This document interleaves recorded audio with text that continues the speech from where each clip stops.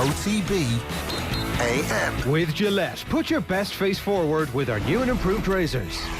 It's bang on 7:30. It's Thursday morning. It feels like it's been a very long week. I don't know what it's been like for you out there. Wherever you are in the world watching or listening to us this morning, you're very welcome along.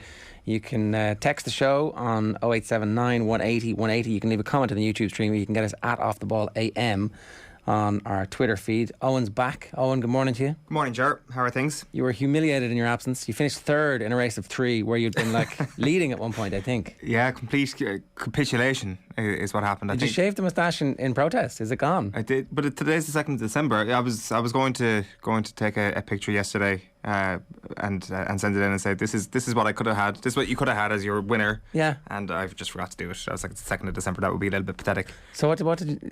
Is that the same moustache you had the whole time? You haven't trimmed it or anything?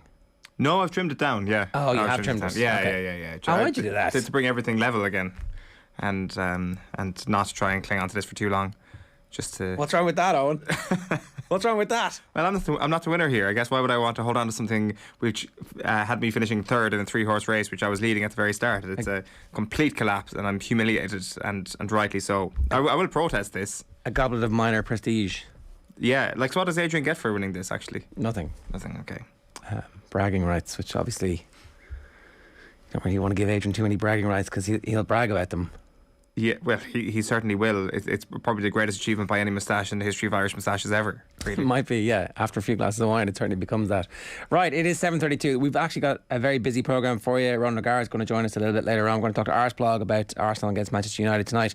Just because you were all protesting that we did too much Man United this week when they, eventually got round to sacking their manager, a club legend, and replacing him with one of the most interesting characters in world football at the moment, who we don't know if it's going to be a success or not. So, I make no apologies for covering the story the way we did. But we will obviously talk about Liverpool and Everton last night. We'll talk about Manchester City and Everton. We'll talk about the returning are they Munster heroes from South Africa and what happens now, and we'll also talk about Harry Byrne with Ronan O'Gara and whatever you're having as well, plenty more, including Denise O'Sullivan is going to talk to us after the Ireland game the other night, where she was absolutely sensational as well. So Owen, where do you want to start? Do we start with the end of Rafa Benitez before it's even begun? Is this the end? I'm not sure it is. I think that certainly the feeling at the end of the game last night was sack the board. That was the voice coming through. Of course, that's not how this happens. The board will sack the manager and the board will keep themselves in position. But it's not just the likes of Bill Kenwright who you're looking awkwardly at,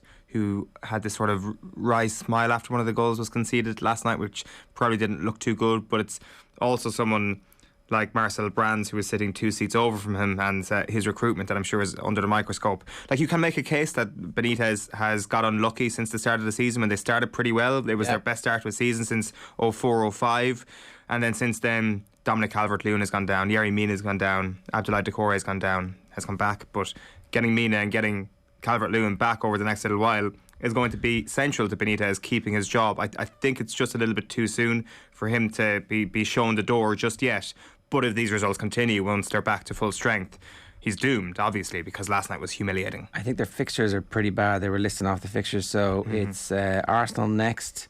It's Arsenal, Palace away, Chelsea away, Leicester City at home, Burnley away, and then at the end of December is Newcastle at home. So, there are points in that period between now and New Year's Eve that they could pick up, and I think a lot will depend on Dominic Calvert-Lewin coming back and being in form straight away. Is he? I don't know what his record is like coming straight back from injury, so we'll see.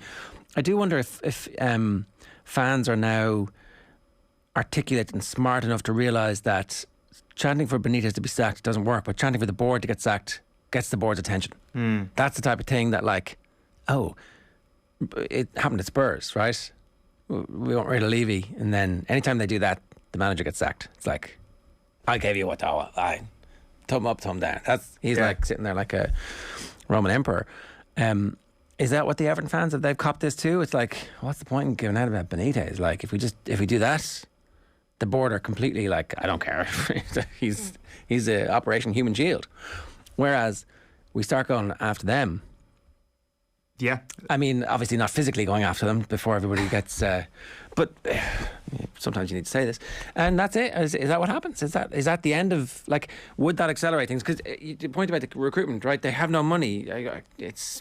tied up in the amount of money that they've already wasted in recent seasons. So they find themselves in a difficult situation. You see, I think it's just Groundhog Day for them, isn't it? I think there's been as many managers as there has been years of the Farhad Mashiri era at Everton. So it could just be a sense of deja vu that we have been here before. We know that we will get rid of the manager if we go the way of every other club, and we know that we will have a bad spell next year where Seamus Coleman has to come out once again in front of the microphones and say this was just unacceptable, this was not a good performance, or it'll be a different manager that's not called Rafa Benitez who is staring down the barrel of being in 15th position going into Christmas. This is nothing new from Everton's standpoint, so I think it's as much to do with that.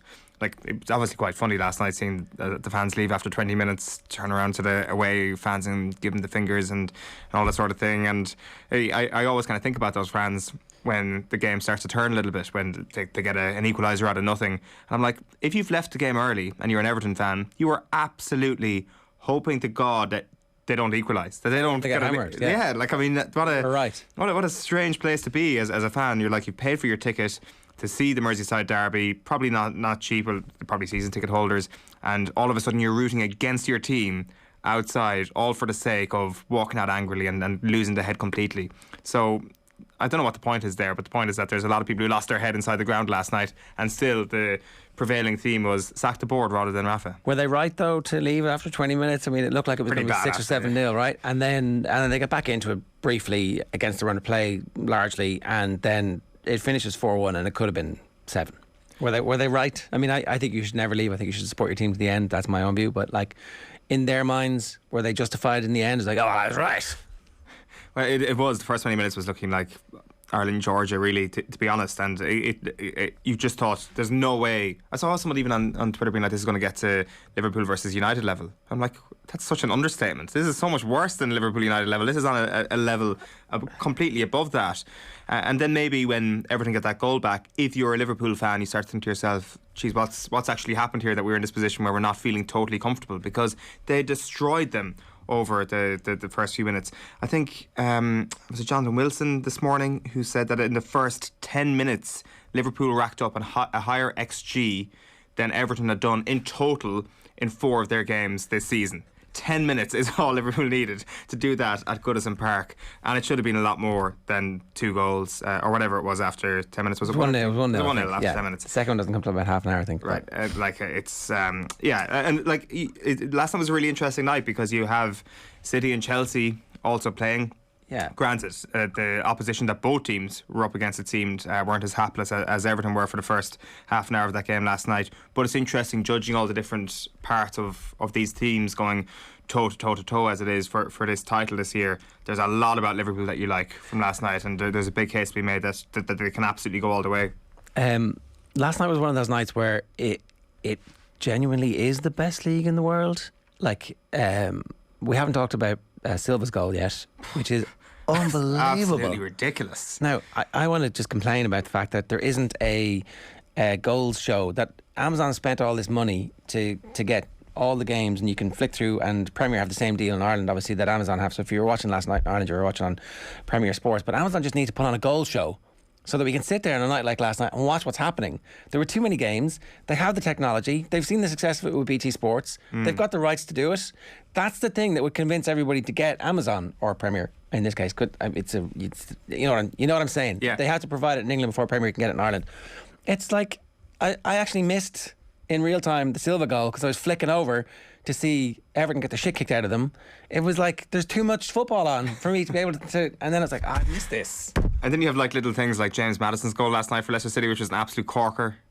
The overhead bicycle kick from Mopé to equalise for Brighton. An overhead bicycle kick not even in the top 3 goals maybe last night. No, Jota's our player. Silva's was number 1. Silva's is, I think, one of the goals of the season, because they're pricking around in the right back spot, and it looks like Villa. When I saw the highlights, it's like, oh, are Villa going to score from here?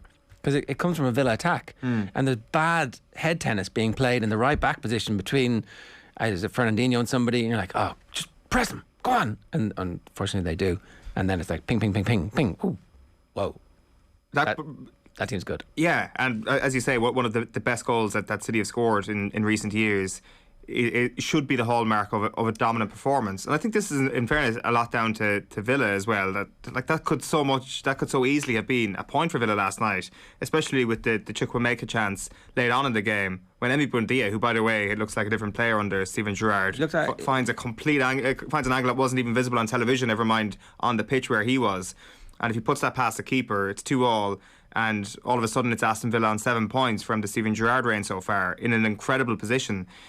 So I think that you can compare the Chelsea, maybe the lack of ruthlessness, or maybe the lack of creativity from Chelsea's perspective last night. Maybe City not putting Villa to the sword with Liverpool, but I think last night Everton were just the weaker of the three opponents, and that has to be taken into account. Look, it could easily have been 4-0 to City after the first 5 minutes. They were absolutely dominant. They just came out and was like, we are men, you are boys, and we are going to steal everything that you have today. And in fairness, Villa kind of stuck in there and weren't completely out of the game at 2-0, although it did look like that could have gone 4-0. And then Villa scored at the start of the second half, and it does change the game a little bit. But yeah, you've got to be pretty excited about the impact that Gerrard is having. He's given the kids game time. He's given players who are completely ostracised game time. He's gone back to a back four where the team gives up chances, but everybody has to be responsible, except when Matty Targett ducks out of the way of the first goal where Diaz scores. I think that's actually one of the more underrated elements, I know we're hopping around here, of the Liverpool game last night, is that from Salah's final goal, when Seamus Coleman obviously messes up, it comes from an Everton corner, and the Everton corner comes from an Andros Townsend free kicks, which just hits Matip right in the face, and Matip even kind of just puts his head up a little bit just to take the ball flush in the face and that's over the bar sails. It's one of those little things that do make a massive difference. And I think we all know it at this stage, it's nothing new, but once you are taking a corner against Liverpool, you are in grave danger unless you're keeping a few bodies back, and that's exactly what happened. In fairness, it was kind of like Sancho's goal for United at the weekend, Salah's goal on that occasion, except Jorginho was replaced by Seamus Coleman on this occasion, and the miscontrolled touch is just it's a terrible moment if you're up against the quality of a player like Sancho or Mo Salah in this case. We should start the rumour that Jorginho was getting the Ballon d'Or until that actually happened, and they were like, sorry, you've done this 24 hours out from the ceremony and we just can't have it. So they rang Messi, stick your kids in the tuxes, come on in.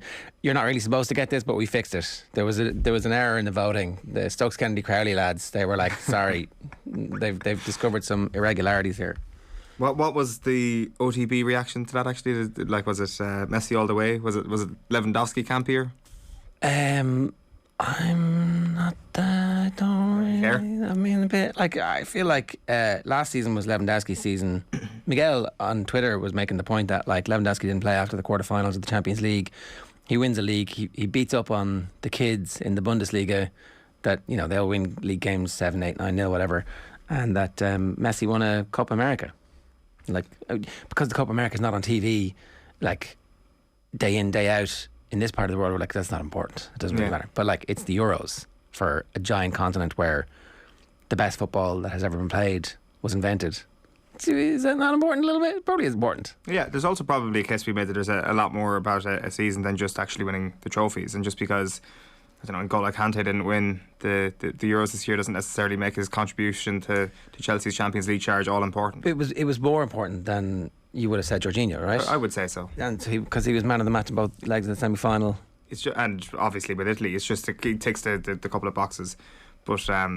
But we digress a small bit here. I think the Ballon d'Or is I think the Lewandowski thing was also a sense of justice for 2020, because he was absolutely the player of 2020, and maybe there is more of an argument about it this year about him potentially not getting it. I'm just trying to look. So when do we give it to Salah though? That's the question now, because he is the best player in the world. What's the what is the actual voting period? The voting period, you're putting me on the spot here, is calendar, is it not? But it's November.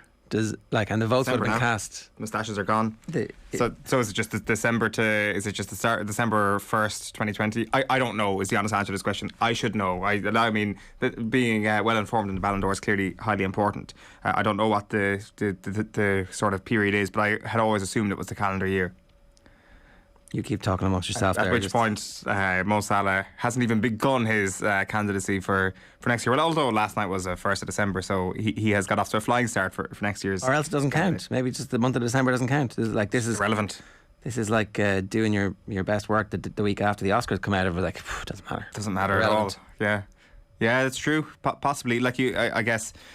So next year when we get to the Ballon d'Or, there will be no major tournament to actually decide it on, given the World Cup is so late in the year. So, like, I guess there's probably a bit more of a recency bias if Salah does pick up the award, but still you see him playing the football he's playing at the moment, and it's hard to argue that he's not the best footballer in the world, and it would be a bit of a shame if he didn't pick up a Ballon d'Or at this point. His run of form this season has been that good. Yeah, he was nominated. I didn't see how many votes he got, but. Anyway, look, so we'll move on from the bore of the Ballon d'Or, where none of us are that excited that we don't actually know the specifics of it. Somebody out there, I'm sure, will be able to drop us a line on the YouTube channel and talk to us about that. Is there anything else about the football last night you want to talk about? The really exciting thing from last night is obviously the fact that it's kind of like not rubber stamping, because we won't know until the end of the season, but there's real sense that this is going to be a 3-horse race. And like, I think most Liverpool fans would admit that when you compare their team's depth to that of Manchester City, when Pep Guardiola is not complaining and everybody's fit, and that of Chelsea's, Liverpool possibly don't have the squad that those two teams have. So if we want to pick, as a neutral, we want to pick one of these 3 horses right now to be flying and to be potentially putting their noses in front and in the best vein of form, we want that to be Liverpool. So I think last night is a good development from a neutral perspective on actually getting a proper 3-horse race all the way. It's interesting, like, listening to Klopp as well after the game. Like, when Klopp comes into the club, he absolutely taps into the Kop. He taps into the history of the club, the emotion of the club. And I'm not sure, is it a reaction to the empty stadiums last year or to the poor form last year, but it seems that he's tried to move away from that. And speaking afterwards, he says that he's never seen his team as calm or convinced, was the phrase he used, in terms of winning a game against one of the big clubs. And of course for them, one of the big clubs would be Everton, given the rivalry. And he says we need the right mindset. Emotion is good, but it's not the all important thing. Whereas it felt that in the past, emotion was essentially what Liverpool feasted on. And now they can still channel that in the right way, but maybe there's a bit of a coldness to Liverpool this year, and it may be a bit more of a clinical nature to them that we haven't seen in the past, which again kind of points towards the fact that they're going to stay the trip, and that we will have the 3 of them there. Do you have a little bit of concern for Chelsea maybe on the back of last night? Like, as I say, like, no, I've been wavering about this the whole way along. It was like, what's going to happen? Are they going to find form as a forward running team? I think stuff like last night probably gives them more confidence, because this is where they would have dropped points over the last couple of seasons when they weren't winning titles. Best league in the world nonsense again, but Watford were really good. Sorry, the other thing was, if you haven't seen the highlights yet from the Southampton-Leicester game, it's brilliant. Unbelievable game, yeah. Like, it's absolutely sensational. It's like a 4.5-minute package on YouTube. You should check out like the quality of the goals that are being scored, and also you get to see Schmeichel giving out to the ball. He's screaming angrily at the ball for going in. It's one of the most Kasper Schmeichel moments you're ever going to see.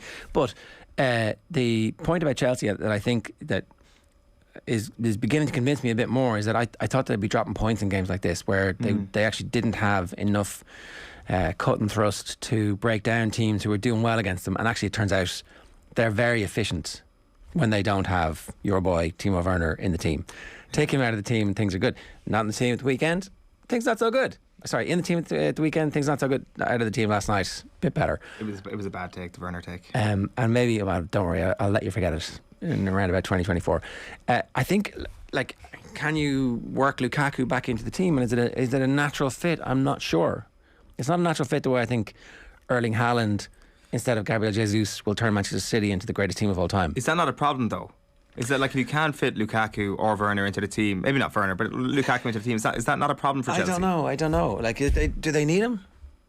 Possibly. Like, I do think last night was different to, say, the Burnley game or the Manchester United game, when Chelsea are uber dominant, and I would agree with what Tuchel said after both games. This thing just happens in football, and sometimes weird things happen. Like, Watford had 14 shots last night, Chelsea had 8. I know Chelsea had maybe a tiny bit more possession, but they were like, this thing could have gone differently, and I really do think that without Lukaku on the pitch, well, now in fairness, Lukaku was on the pitch. He played 20 minutes. He didn't get a single shot.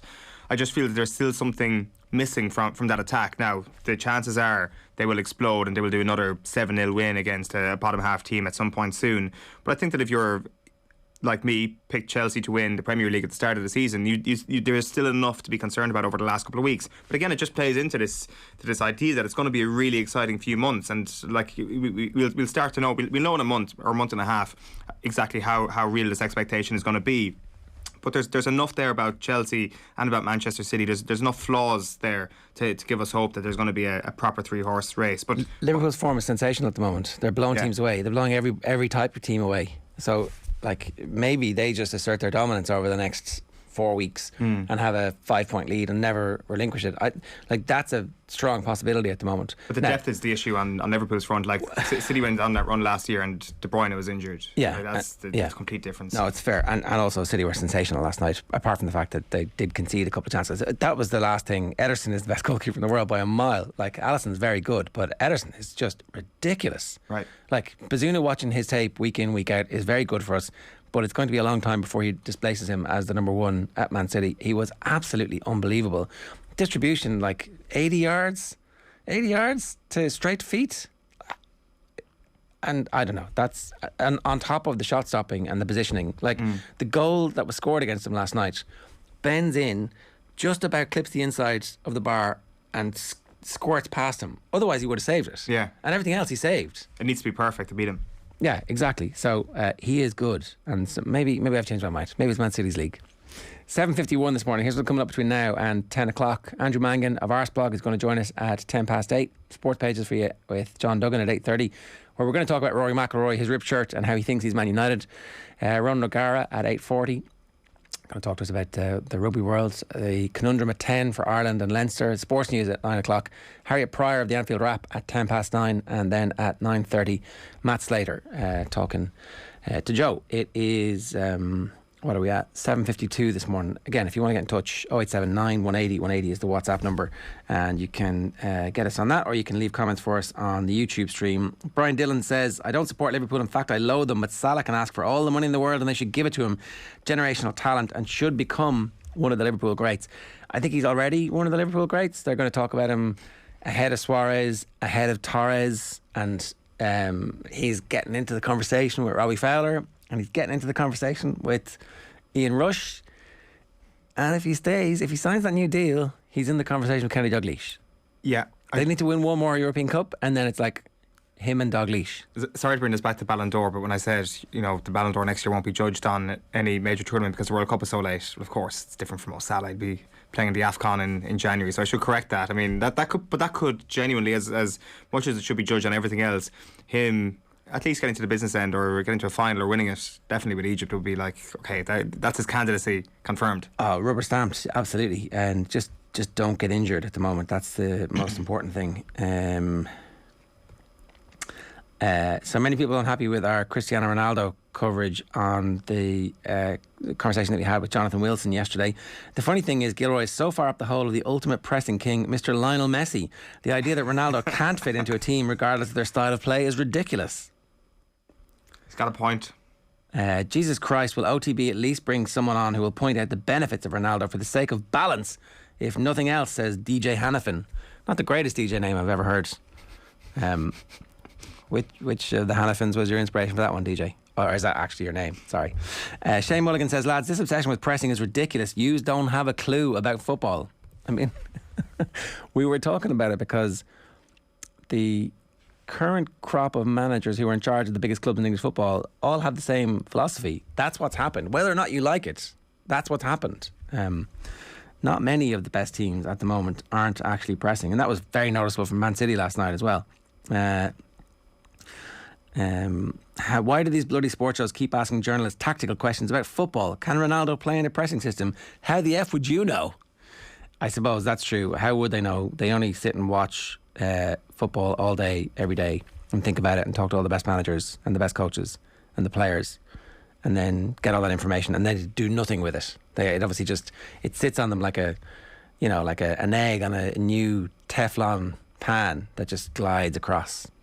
Nothing ever seeps in. Yeah. There's no osmosis. Isn't Nick Hornby in Fever Pitch says that journalists know a lot more than fans about football, but in many ways they know a lot less. So you can take your pick what side of. Well, he's trying to ride both horses there a little bit. A little bit, I guess. Yeah, that's true. I guess he never considered himself a journalist, did he? He was always a writer and a fan. He's just a fan, yeah. Yeah. Bobby Jukes, though, responded, so because he isn't a football coach, that invalidates his opinion. Anyone can critically assess football match in terms of tactics. It's not hard to understand what pressing is or how to see how two clubs compete against each other. This is true. I really miss looking at the down vote count. The media's anti-Ronaldo agenda is laughable. Clowns, says Chrisser. And Sam says, I love OTB. One of the very best channels for Manchester United coverage, but their agenda against Ronaldo is pathetic and sounds personal or editorial.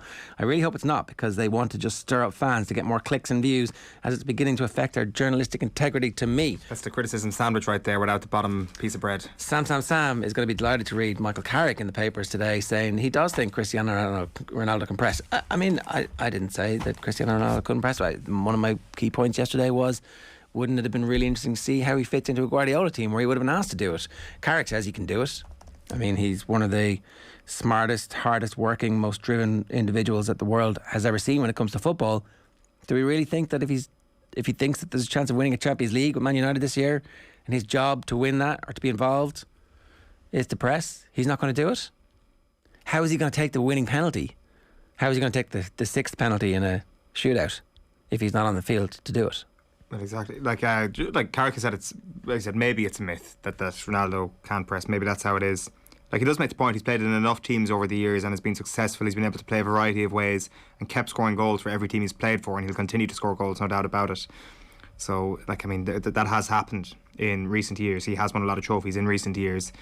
So maybe we'll see just a completely different version of it, and maybe the press was so flawed under Solskjaer that the man who is leading the press is always going to be the scapegoat for it, and because he is old, there is this sense that he can get double the blame. Maybe that's what happens here, and maybe this whole thing changes under Ranić over the next little while. But I do think that there is definitely a real school of thought out of there that's gathered momentum, that it's just not going to happen in that way. But he scores a lot of goals. Okay, so and the last one, Spotify Wrapped obviously came out yesterday. What was yours like? Mine was weird, a little bit disappointing. It might, I think I must just be listening to Spotify in private quite a lot all year. My stats are very low, like 18,000 minutes listened, which is like some of my friends had 100 and something thousand minutes listened. So in the WhatsApp group, I was like, yeah, look how into music I am. My number one podcast being like Off the Ball. That's all right, just listening to myself. That's okay. That's good. That's, rigorous self-analysis. I mean, I'm sure our viewers are like, I don't believe you, but go on. Yeah, no, it's just really pathetic, disappointing. And who were the artists? My artists were, I can't even remember. My number one song was by a DJ called Octo Octa, and I listened to the song 10 times over the course of the year. So not even once a month. Right. So there must be something wrong here. I think I listened to that song a lot when I was running earlier in the year. How do you? And then I stopped running in I don't even know how you April. put the private thing on. You go into your settings and basically it's like private session. It's really important for certain Spotify activities, Ger. What, like? Well, like, I mean, there's a lot of people. Is there porn on private? What? Is there porn on Spotify? Absolutely, I would assume there is. I see there's a lot of people who come on Spotify Wrap and they're like, "Oh, my kids ruined my Spotify Wrap." Well, that's again. George. I'm like, just put it on private session. If you're that concerned about your Spotify, I'm just put it on private session. It's just it's not a point of conversation. It's like, I can't even remember now, but it was definitely not stuff that I was like, I don't know this song. The thing they did this year was they gave you like your mood from Spotify. Yeah. So everybody got these things, and I'm not sure what yours was. My moods were innovative and happy, which is just clearly wrong. I did not feel happy in 2021, but Spotify seems to think I did. And my number one artist was Tyler, the Creator, who I listened to a good bit of, but I just didn't really think that I listened to enough of him to be anywhere near the top 5. So Spotify Wrapped is always a strange day of self-analysis. I had Eye of the Tiger was like... I was like, is this something like you listen to on the way into work to pump yourself up? If your movie was a soundtrack, the opening credits theme would be Eye of the Tiger. Oh, like, sorry, I see. Yeah, that one. Okay. I'm not listening to Eye of the Tiger a lot, but it's on in our house a lot, and because there's a female artist who says I've got the Eye of the Tiger but isn't, and so the kids ask for Eye of the Tiger and they get the other one, and then they're like, oh, we really like this one too. So who's that? I don't know. The other Eye of the Tiger. I actually don't know. Fight song? Who is it, Emma? Who is it? Katy Perry. Oh, sorry, yeah, that song. Oh, sorry, yeah. So yeah. That's like, you're trying to be cool about Katy Perry. I know that, but like that's throwing shade at me when okay, go for it. I'm here for your Katy Perry shade. By all means, good tune, but it's like, why are your kids listening to music from like 2014, 2015? Like, I have no idea. I'd say because there was a thing called Star Camp where they all go and they learn how to do a little bit of song and dance, and I'd say that they were that's where it came from. So that's your number one song of the year? Is that Fight Song? No, that's different. So Fight Song is the song playing as you defeat the ancient vengeful spirit is Fight Song by Rachel Platten. I've never heard of that in my life, and I can stand over that. I have absolutely no idea what that song is. So this is another one of your... I also don't know it. Yeah. See, your Spotify has essentially been overtaken. Was there any of your own podcasts that appeared in your... I use the OTB Sports app for my Off the Ball podcast on, of course. Of course. As we all do. Yeah. So... We're going to get a copyright... I'll talk over it now, obviously. I'll just fast forward a little bit. Can I scroll through it? That one? I've never heard that song in my entire life. Right, okay. Well, that's enough of that then. It's 8:01 this morning here on OTBAM. If you want to get in touch with us, Fergal Fitz says 1,351 minutes listening to mostly at Malloy Joe on OTB Rugby across 52 episodes. Owen McGrath says sheesh is 160 episodes of OTB Rugby, all of them for the year at Off the Ball. I blame Melbourne's longest lockdown in the world, by the way.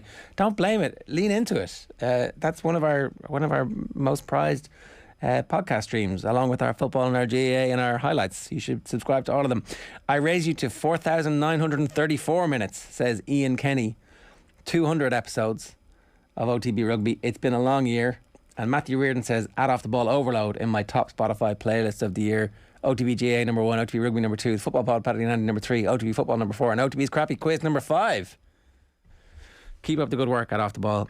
At Ger and Eoin, 260 episodes, 5,686 minutes of OTB football. That is a lot. I'm surprised we're still uploading the Crappy Quiz to its own podcast sphere, to be honest. That was the big takeaway for me there. That's really good news, and it's broken somebody's top 5. Right, OTB AM brought to you by Gillette, and turns out this morning Spotify. Good morning, start with Gillette. Put your best face forward with their new and improved razors. You can actually listen without any humiliation on the OTB Sports app. We don't keep a tally, running tally, you know. And you shouldn't be humiliated. You just like something. It's okay to like things. That's how the world has gone. You can be yourself more these days. Feels pointed. You feel seen, Owen. Yeah, I feel seen. Very, very seen. I'm not judging your Spotify rap. I think it was very impressive. Right. Denise O'Sullivan ran the show for the Republic of Ireland against Georgia on Tuesday night in our record 11-0 win. Scored her first ever hat-trick and caught up with Nathan in Tala after the game. Well, Denise, congratulations. I'd say you enjoyed that. I definitely did, and thank you. Great performance. First career hat-trick, so I was very happy First with that. career hat-trick? Yeah, it is.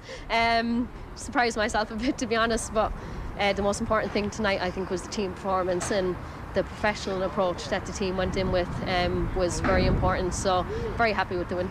And you really did lead from the front. Even from the first couple of minutes, I got the sense that you were at it tonight, that you sort of knew you had to impose yourself on the game right from the start. Yeah, I did. After the other night, I think a bit disappointed in the performance, and I think we all were, so I think it was with that mentality tonight to get going from the beginning, and that was my mentality as well, and I think we all done that, and I think to score early was very important and getting the front foot, so yeah, it's a great night.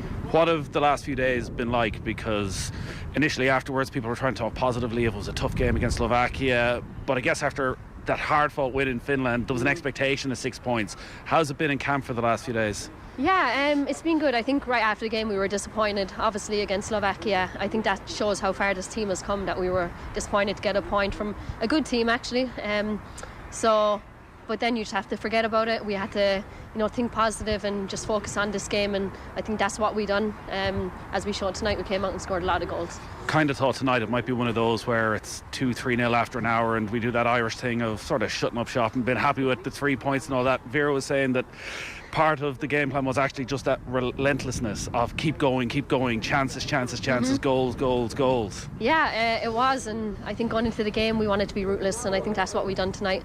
Once we scored the first couple, I think a few of us were just kept saying we got to keep going, we got to keep banging in the goals, so it was very important to see that tonight from us, and yeah, I'm proud of the team, the way everyone played. I think the players that came onto the pitch were absolutely fantastic. They didn't leave the intensity drop as well, so it's important to recognise those players as well, and the work that they do in and around the training pitch. They make us better, so yeah, it was a great team performance. I don't know how much you can read into a game like that where you play pretty much the entire game inside their 45, but in terms of your position and role, how different was it, say, from last Thursday?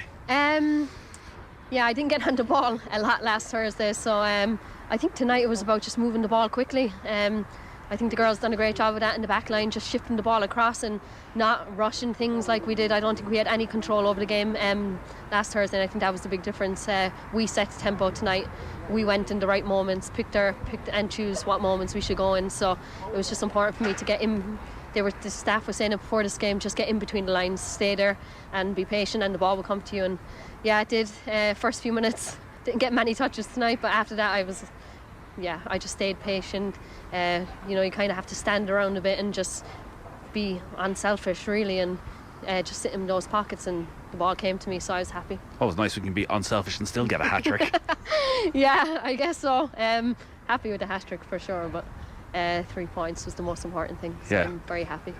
There's some friendlies coming up probably in February against some tough opposition, but in terms of you trying to get on the ball more and what you learned from tonight for, say, the Sweden away and the disappointment of not being able to have the impact on Thursday, right? What do you learn? What do you learn from Thursday to make sure that you do have the influence that I think at this stage almost everyone expects you to have? Yeah, I think it's about controlling the game, honestly. In that midfield, I didn't think we'd done that the other night, and I didn't do that, so I think... Why?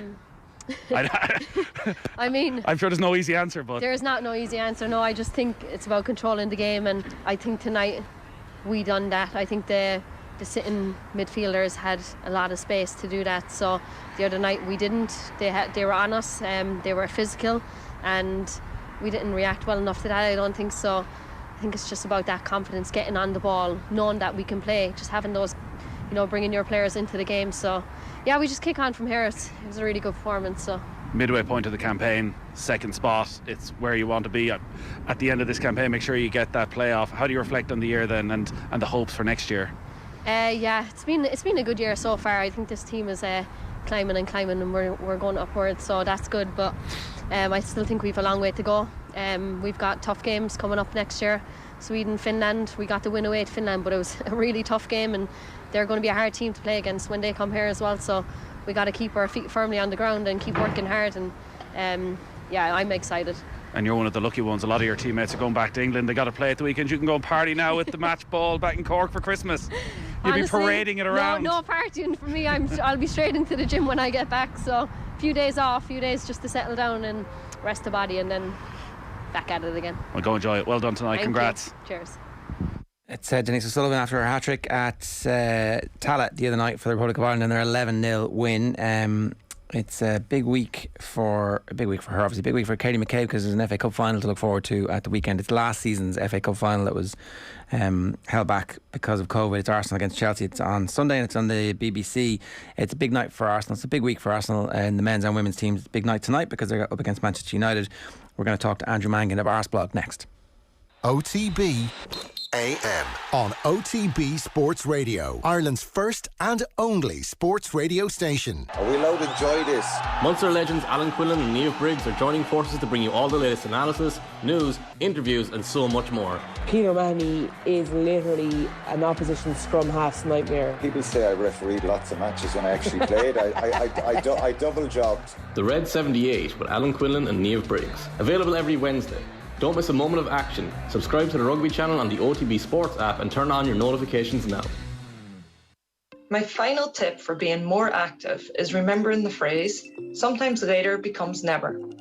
Once you have that thought of, I should go for a walk, I should do a HIIT session, I should look up what nights I can join a local exercise group, do it now. Because if you wait, 9 times out of 10, we forget. In other words, when we say we'll do it later, we don't. If you don't know what activities to do or where you can do them, don't worry. Pick up the phone and call your local sports partnership or send them an email. You can find their contact details on the Sport Ireland website, sportireland.ie. It will only take a few minutes, so do it now while you're motivated and it's on your mind. Don't say, I'll do it later. And finally, everyone finds it hard at times to be more active. It is especially hard when we are tired, emotionally drained, under pressure, or short on time. What is important is to get back on the activity routine as soon as you're ready to make the conscious decision to be a little more active. And remember, healthier, small steps have a positive impact on well-being.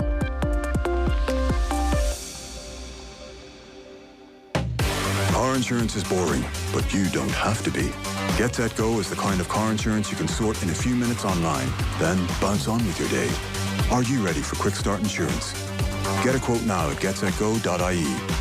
MCL Insurance Services Ireland Limited, trading as getsetgo.ie, is regulated by the Central Bank of Ireland. OTB AM. With Gillette, put your best face forward with our new and improved razors.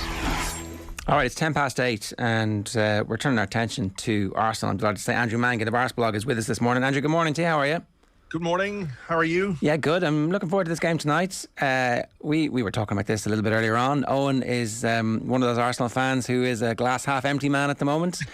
Are you a glass half full man yourself? I'm not sure where my glass is at the moment. It's sometimes half full, sometimes a bit half empty, but I think it's edging towards the glass half full side of things because over the last couple of months, Arsenal have been, they've been pretty solid. There've been some encouraging signs in terms of how the team is playing, how it's been put together. A lot of changes, obviously, to the personnel. There's a freshness about the team and the players, and that's really pleasing rather than seeing kind of the same old mistakes again and again. So, I'm edging towards half full, but obviously tonight is a big challenge for Arsenal. I think it's really just Arsenal PTSD more than anything else, Andrew, that speaks to the glass half empty view, the fact that something is going to bite them in the ass eventually. Now, of course, the trends are good, the results are good, the age profile is good, both managerially and on the pitch, so you can't really make a case against them going in the right direction. Just the slight concern I'd have is, say, the Palace game, the Brighton game, the Leicester game. It kind of felt in those three games in particular that Arsenal got a better result than they perhaps deserved on the day, and even before the Newcastle game at the weekend. I think they were 15th in the table if you go with non-penalty expected goals. So it's that lack of threat, I think, in attack and maybe getting more goals than they potentially deserve out of games is what's maybe giving me a little bit of concern. Yeah, that's understandable. I take issue with the Leicester game because I think Arsenal absolutely deserved to win that on the day. Crystal Palace and Brighton, difficult games and probably games on paper that you would expect Arsenal to win, or certainly the Arsenal of old to win. I'm a little bit torn on this because it's a concern of mine as well, the lack of goals. I think Arsenal have a negative goal difference, slightly skewed by some big defeats against Liverpool and Manchester City. But my major worry, I suppose, about Mikel Arteta and the kind of football that he plays and he's trying to get his team to play is chance creation and goal scoring. And I think we're a bit light in that regard. There aren't enough goals. There aren't enough players who score goals. At the same time, though, you can look at the statistics, but then you look at the table and you look at the number of points that Arsenal have had. And if they can win games 1-0 and 2-0, maybe they don't need to score a lot of goals. I do think it's an area where you will get found out, though, where the volume of chances that you create will come back to bite you if you let a couple in. I think Arsenal have been pretty defensively solid, which is part of why we are where we are right now. But there are going to be games when things don't go as well as they should in that regard as well. So then you're going to need to score the goal. So I know what you're saying about that, and it is a concern. But, if they can keep scrapping out the wins, if you like, and I think a couple of the wins have been pretty scrappy, it's points on the board that really matters the most. I think the PTSD point is important here because I suspect the players have had a little bit of that. And it looked clear to me in the Liverpool game in particular, where they started brightly, but once the goals were conceded, the heads dropped. And that's not a team who's high on confidence or who feels they can recover from that, because they don't have that credit in the bank just yet. But the fact that they're winning tight games against relatively similar standard opposition, that would give me some sense that they have some confidence. It's building slowly, and success is lumpy and it's going to come in bits and pieces here for Arsenal. I would feel more positive as an outsider watching what's going on now than at any point during the Arteta period, that there's a definitive style of play. he chops and changes the team, but it always seems to make sense when he does. He's getting better performances from players over a period of time than they were previously. That suggests good coaching and an overarching structure where they're trying to do something again and again and again. And as a football fan, that's kind of all I want. Yeah, I like that. Success is lumpy. That's a really good way of putting it. The point about Liverpool, you know, a lot of the players haven't really experienced Anfield before. You know, so maybe the PTSD that you reference would certainly have been more applicable to Arsenal sides of the past. And there was obviously a familiarity about the way the game went against Liverpool and the scoreline in particular. But in the first half, I thought Arsenal were quite brave in terms of how they tried to play it out from the back. We know how good Liverpool are, how high they press, and how quickly they can hurt you if you lose the ball in your half. So there were encouraging signs there, but the fact is this is a really young team. It's been put together pretty much over the course of this last summer's transfer window. There were 6 signings. Most of them are in the team on a regular basis now. There's young players like Bukayo Saka and Emile Smith-Rowe who have come through the academy. And the experienced players, the likes of Lacazette, the likes of Aubameyang, Thomas Partey, I think they're the ones who maybe need to step up a little bit now and show a bit of guidance, a bit of leadership, a bit of been there, done that kind of savvy, particularly for games like this, because Manchester United have not been brilliant this season by any stretch of the imagination. But they have such an array of attacking talent, such depth in those positions that going there is going to be very difficult. I don't think Arsenal will go there with any fear, but United are a team that can hurt you and will hurt you and will keep going right until the end. We've seen them score lots of late goals this season so far. So on a night like tonight, you're looking for those senior players maybe just to step up and do a bit more and guide these young players who I think are going to go out and try and do what they do in every game, regardless of where it is and who they're playing against. That transfer window that you speak about, there was obviously a very slow start to the season for Arsenal, and part of that's the natural betting in period. Part of that was probably them not quite sure exactly what they'd got in terms of how they were all going to fit into the overarching plan. But that would suggest that the club is more unified than perhaps we were led to believe in the summer, because it seemed like from the exterior that there was a power struggle, but maybe that's not the case. I'm not sure there was necessarily a power struggle. I mean, there was previously when Wenger left and there was this triumvirate of Gazidis and Raul Sanllehi, Sven Mislintat.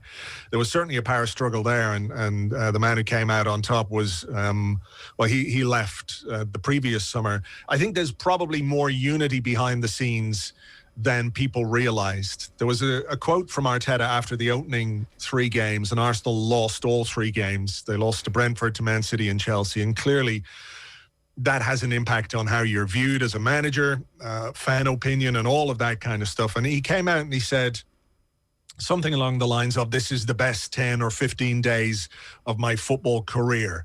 You know, this is a man who's won trophies, excuse me. You know, he's had some success as a player. So it sounded like a really strange thing to say. But what I think happened behind the scenes was he had the backing of his players. He didn't lose his players after those 3 games. And that was really important. I think that's been the bedrock of this recent run, this uptick in form. Players who have gone out and worked really hard. You know, some of the wins, excuse me again, were really scrappy. Norwich and Burnley, for example, the 2 games immediately after that first international break, 2 1-0 wins. Tough going, but you don't get those wins unless the players are behind you. So there's certainly a unity between the players and the manager and the executive team. They backed him. They have faith in him. And so far, they've been rewarded with that for the most part, because, look, there have been some ups and downs, and there will be ups and downs when you've got a young team that's inexperienced. But the table, I think, tells its own story. If you'd said to Arsenal fans after those opening 3 games of the season, you could go into the top 4 at the start of December with a win, I'm not sure many would have believed it, but that's the case. Yeah, I totally agree with that. Like, when you look at, but the thing you just spoke about there about Arteta and the trust the players have in him, that's the thing that would give you real hope to actually be able to build on something this season, that if, say, the top 4 challenge does fade away over a period of time, that there is a manager here who the players are fully backing. And if there are any concerns that this young squad could get picked off by their rivals over the course of the next few transfer windows, the fact that those players are in full belief of their manager probably allays those fears a little bit. Yeah, I mean, look, I think as a player, if you can see that you're in a team and at a club that is, in inverted commas, going places or has the potential to, to challenge for things. I mean, that's where Arsenal need to get back to. They need to get back into Europe. They need to get back into the Champions League. They need ultimately to become a team that can challenge for the title, and that's a long way away. When you look at the 3 teams who are going to go for it this season, Chelsea, Liverpool and Manchester City, leaving aside the resources that they have. And I say this because, after Arsenal spent more money than anybody in the transfer window last summer. So it's not simply a question of resources and money, but how mature those teams are, how much they've grown together and developed over time and changed. And that's a tough level to get to, particularly when there are other clubs who are going to try and do it. Manchester United have brought in Ralph Rangnick, who's a very smart appointment in the short term. And ultimately, they're going to have to go for something in the long term as well. So there was really only one way for Arsenal to do this, to try and get back there, and that was to grow something together. They tried the been there, done that, worn the T-shirt players, the likes of David Luiz and Willian, who they thought could come in and whose experience could, bridge the gap. And we saw that it couldn't. And, those players are gone, and I'm glad they're gone. And there's no assurances when you do it like this, when you do it with young players. But at least there is a strategy. At least somebody has sat down and said, look, the way we were doing it, we were going nowhere. We have to do it differently. We have to try something else. The age profile of the players that they brought in, all either 22, 23 or 24 years of age, or maybe 21, 22, 23, something like that. They've got young players in there like Smith Rowe, Saka, Martinelli, who I mentioned. Gabriel, the central defender as well, is still very young. This is a really, really young team. There are going to be ups and downs. There are going to be blips along the way, but it really does represent Arsenal's best chance to grow something and to develop a side that can hopefully compete. And I think if you get back into Europe, if you generate more revenue, if you've got that profile again, then maybe next summer or the summer after, you can add that little bit of star quality in the transfer market, if you like, because you're an attractive destination again for the top players. Top players aren't going to come to a club that isn't in Europe, that isn't in the Champions League. And that's a reality that Arsenal have had to deal with. It doesn't mean that they won't go for those kind of signings in the future, but they have to build to a point where those kind of players want to come. Yeah, and you get them at the right stage of their career. Like, the comparisons with Liverpool, I think, are always worth making, because that first season when Klopp arrived wasn't a success for them, although they ended up in a cup final and they lost that cup final. There was like a long, slow, steady build. People think, oh, Jurgen Klopp arrived and immediately they got jolted into a world-class side.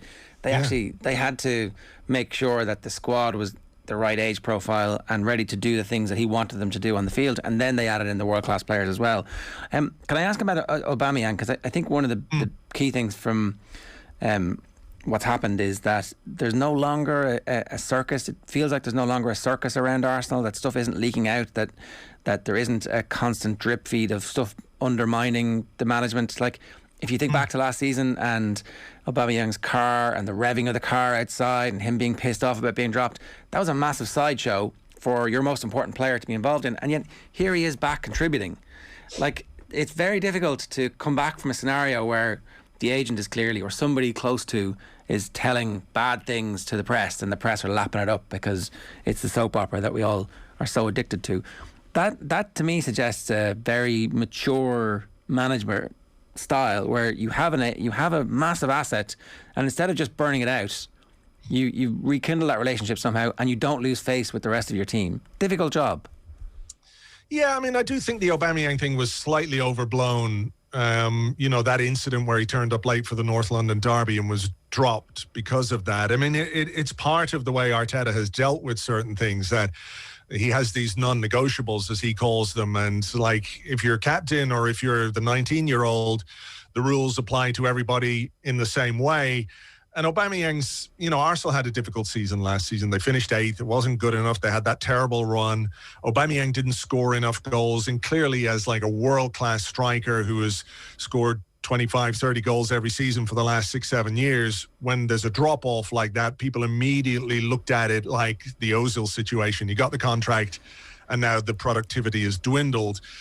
There were a lot of off-field things with Aubameyang. He did have a sick relative that played a part. He also got malaria. He had a couple of injuries. For me, it was never really a case that, he was phoning it in or he didn't care or anything like that. I just think there were reasons why he had a bad season. He's having there are a lot of questions about him now over the last couple of weeks because he hasn't scored since the Villa game in October and everything else. But he missed a penalty against Watford. He missed a glorious chance against Newcastle at the weekend, which, 99 times out of 100, he sticks that away, and we're not necessarily having that conversation. But, Arteta has to find some balance in the squad. You can't do it all with young players. So he does need Aubameyang. He does need Partey. He does need Lacazette. These guys around the first team who can provide that guidance. Aubameyang maybe is an easy target, but I still think the goals or Arsenal's best, he's our best striker, basically. There's an issue down the line, certainly, where Arsenal have to address that position in the transfer market. I think they'll do it next summer, but for now, he's the main man. He gets picked in every game. I think he'll start tonight, and hopefully he can get back on the goal-scoring track. Is Martinelli a ready-made successor to Aubameyang if he does start to go on the downturn with age? I don't know, really. It's hard to know exactly what Gabriel Martinelli is. Is he a centre forward? Is he a wide player? I'm not quite sure on that yet, but certainly he's got fantastic goal-scoring instincts, as we saw against Newcastle. That was a brilliant goal. And in his first season at Arsenal, I think he scored 10 goals as an 18-year-old. So he's got that potential. It's just quite where he will fit into the team, I'm not sure yet. It could be centre forward. It could be wide. He is a bit like Aubameyang in that he's not really a guy who gets a lot of touches. He's not that involved in the build-up. He wants to be on the end of things, as his movement for that goal against Newcastle showed. But certainly there's a player of real potential and promise there. It's just quite where they see him, we're not sure, because he hasn't played a great deal this season. There are other options as well. Folarin Balogun is a very talented young striker who's way too good for the under-23 level now. Whether he's quite ready to step up when Aubameyang goes to the African Cup of Nations, I'm not quite sure. He could need a loan, but they do have some young players there who could challenge for sure. It seems like it's actually quite exciting if you can both allow yourselves to be excited as Arsenal fans. Owen still refusing to point blank to allow himself to get carried away. But when you start listing off the talent and the age profile, like when you were talking about the squad, just checking, Martinelli's still only 20, has recovered from a big injury, has had that 10 goals in a season. Like if he only ever scores 10 goals every season between now and the end of his career at Arsenal, that's a great career for a forward. Like, so there is something building there. There is. I mean, the ingredients are there. We have to see if they can be all cooked together to make a delicious meal in the end. But certainly, it's easy to get behind young players as well, because you, first and foremost, you look for their potential. You say, what could they be? And you perhaps project onto them all the possibilities that they could achieve in the game. But there's also the fact that they haven't disappointed you. They haven't annoyed you.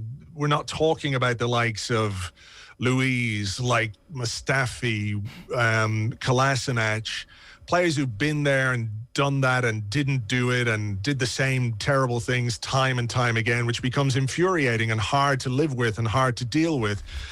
They made 6 signings this summer, and if all 6 of those signings are fixtures in the team in 3 or 4 years, we can say that's an incredible piece of transfer business. It may not be. I think maybe one or two of them won't quite reach the heights and may depart along the way. But for now, you're looking at these guys who are coming in. They're young. They've got a point to prove. They're hungry, and it's exciting. It's just far preferable to what we've had at Arsenal over the last number of years. That this strategy, it feels coherent. Yeah. And the potential of it is obviously high. Whether we get there or not, we'll have to wait and see. But it's much nicer to be sitting here thinking about what it could be than what you don't want it to be in the present, if that makes sense. Absolutely. It's the absence of randomness now is something that you can believe in and have faith in, and this is worthy of the time that you spend on whatever team you support is, as opposed to just being badly managed. Two quick things I wanted to mention. The Women's Cup final is on Sunday against Chelsea. Katie McCabe starring for Arsenal at the moment. I talked to her recently for our Cadbury's Roadshow, and she was saying that there's not much crossover, but there's definitely some crossover. They kind of say at various stages she'll go and watch the men's team train, and there does seem to be a proper concerted effort from the club to put out a united front and to unify the support base. Well, when we were looking at what Arsenal were going to do at executive level this summer, one of the interesting things was they had to replace Joe Montemurro, who is the previous manager. Really popular guy, successful. And what were the club going to do? When we were looking for them to invest in the men's team, were there signs that the decision-making at executive level, when they came to addressing some of the issues on the women's team, could that give us a clue as to like their efficacy, how good they were? And they brought in a very good manager. He's had an incredible start. Jonas Eideval has had a great start. They brought in some really good players, high-profile players, Tobin Heath, for example. They've built a squad which is now bigger and more robust. He can go into certain games and rest the likes of Vivian Miedema, who is clearly one of the best strikers in the world. So there is definitely progression there. When it comes to the Arsenal women's team, they're having a great season. They've got the final on Sunday. And there is more, I think, awareness. There's more interest across the Arsenal fan base in the women's team now, which is great to see. They're going to play against Barcelona at the Emirates next week in the Champions League, and there's going to be a lot of people there to see that. So hopefully it goes well on Sunday. Katie McCabe, obviously a hugely talented player, has been brilliant for Arsenal and for Ireland this season, and if she came up with the goods at Wembley on Sunday, you wouldn't be at all surprised. No, of course not. And speaking of coming up with the goods, congratulations to you. Second year in a row you've won the Fan Media of the Year at the FSA Awards. This is a big deal. People in Ireland might not be familiar with it, but like these are the main Football Writers Awards. The Football Journalist of the Year, we had him on yesterday. Jonathan Wilson was crowned. He was pretty happy about life. You must be pretty happy about this because you've done back-to-back. Yeah, defended our titles, so we're very pleased, and we've spent a lot of time. I talked about the women's team. We've really enhanced our coverage of the women's team. We've got a brilliant correspondent, Tim Stillman, who is basically the main man when it comes to the Arsenal women's team in terms of coverage and his knowledge of it. And we're doing more video stuff, so we're trying to expand as much as we can. All the stuff around the men's team, the youth teams.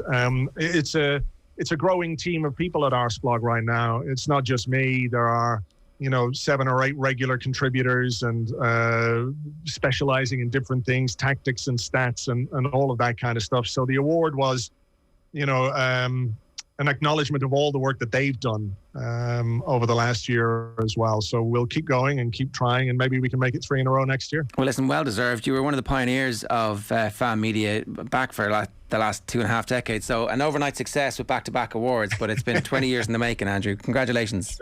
Thanks, Ger. Really appreciate it. That's Andrew Mangan there of Arseblog, who knows the ins and outs of that club better than almost anybody in the world at this point. Surely now you're like, yeah, come on. Yeah, it's hard. It's like, Arsenal going into a game against Manchester United as favourites. What could possibly go wrong? Favourites? I actually don't know for sure, but it feels that there's certainly there's a bit of momentum going into a massive game. But look, it's you've described me as a glass half empty fan, and it's impossible to look at it in a glass half full way sometimes when you're following Arsenal. But this year has been hopeful, and as I said there, I don't deny that they're going in the right direction. It's just this immediate form that they're in at the moment. I'm just questioning the veracity of that at the moment. Fool me once, shame on. You ain't going to fool me second, third time. That's you. You're George W. Bush, right? I really am, but it's like I'm about to be fooled for the 746th time. Oh no, the glorious sport is you feel alive. You commit to this, the new iteration, and then they break your heart again, and you're like, never again, and then they suck you back in. That's what this is about, Owen. Yeah. That's why we do this. Yes, I know. To feel alive. I know. Maybe I'm just yerring away everything else, and this is actually deep down. I actually believe that they're going to win everything and conquer all their land in the next couple of years. Yeah, it's a bad thing. I'm telling you. It's like I'm like Red and Shawshank. Hope is a dangerous thing. Yara is a bad thing. It's the opposite of hope. It is. It's taking away your happiness. You talk yourself into it, and you're like, "Oh, am I sorry? Who was I yaring? Me or them?" Yeah, but the thing is, it doesn't exist. Obviously, it's just a complete fabrication. Double immediate fabrication. Exactly. Why would you want to absolutely get rid of your sense of happiness? All right. OTB AM brought to you by Gillette. Good morning. Start with Gillette. Put your best face forward with their new and improved razors. You can have very clearly defined moles like me. Right. Quick newspapers. Here's what's on OTBSports.com. These people paid the ultimate price for Qatar's World Cup experiment. That's Matt Slater talking about the sports washing and the World Cup in Qatar. Motherwell hail Bows starlet, not boys, starlet Ross Tierney's unlimited potential. Sean O'Leary, Cork hurling legend, dead at 69. An absolute legend of the game. We'd like to send our condolences to the Cork GAA community and the Munster Rugby community and everybody who ever came across Shawnee O'Leary. What a hurler, what a presence. I think in our obituary we mentioned that he'd ended up in Eddie Brennan's top 5 inside forwards when we got him to do that during lockdown, and rightfully so. The stories that you'll have read in the paper about him breaking his nose in the warm-up and Christy Ring saying you don't hurt your nose, and then he goes out and scores 1-2, but they're just a load of games. And then the other thing that I think helped characterise Shawnee O'Leary was Micheál O'Hare's commentary. Just whenever you would hear on the telly, on the old highlights, whenever Sports Stadium had nothing on or a match got postponed, they'd stick out an old tape of Cork, always Cork winning, and the ball would go to Shawnee O'Leary, and Micheál O'Hare's, the way he would describe it, there would be a pause, he'd go Shawnee O'Leary, and then it would be goal. That was just like in his inimitable tones. Unfortunately, he's passed away very young, at 69, and we want to send our condolences to the entire family and the Cork GAA community as well. So, okay. It's 8:37. Quick newspaper back pages.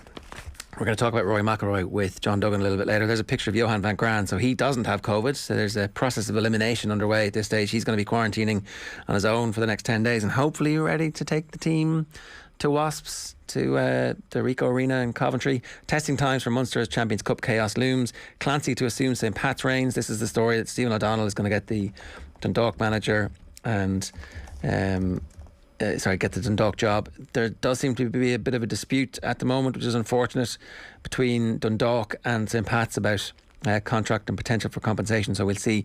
Tim Clancy is going to take charge at Richmond Park. McIlroy sees red over questions about ripping up shirt. And then Demolition Derby is the headline in the back of the Guardian. Salah leads Liverpool rout of sorry Everton. The Bryony Frost story we'll get into a little bit later on. Frost, no one dares back me. Tearful jockey says female riders cannot speak out. Dunn opened towel and shook himself.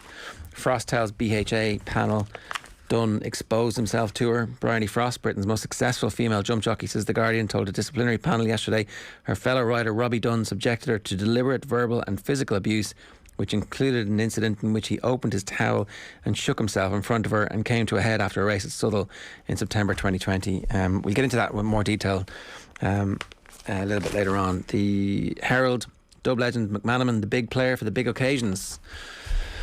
Are all these retirements giving Kerry people a bit of hope?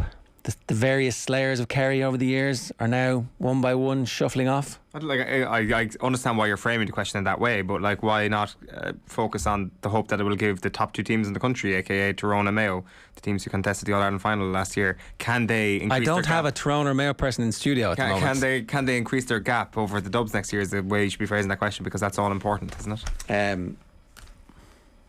Kevin McMahon slayed you on a couple of separate occasions. I'd say if there's PTSD for Kerry people, it's actually... That's Kevin Mack. Yeah, one of Kevin McMahon's hands. You're like, that's not even... No, it wasn't. Like Brogan and Connolly and Flynn, and they were all great. They were all death by 1,000 cuts. Yeah. But Kevin Mack was the two... You're like, bleeding out. It's like if... You can see the pool of blood getting bigger and bigger. You're like, is that me? Yes, it is. Did they do that shocking dramatic technique in Game of Thrones twice when the mountain crushes the skull?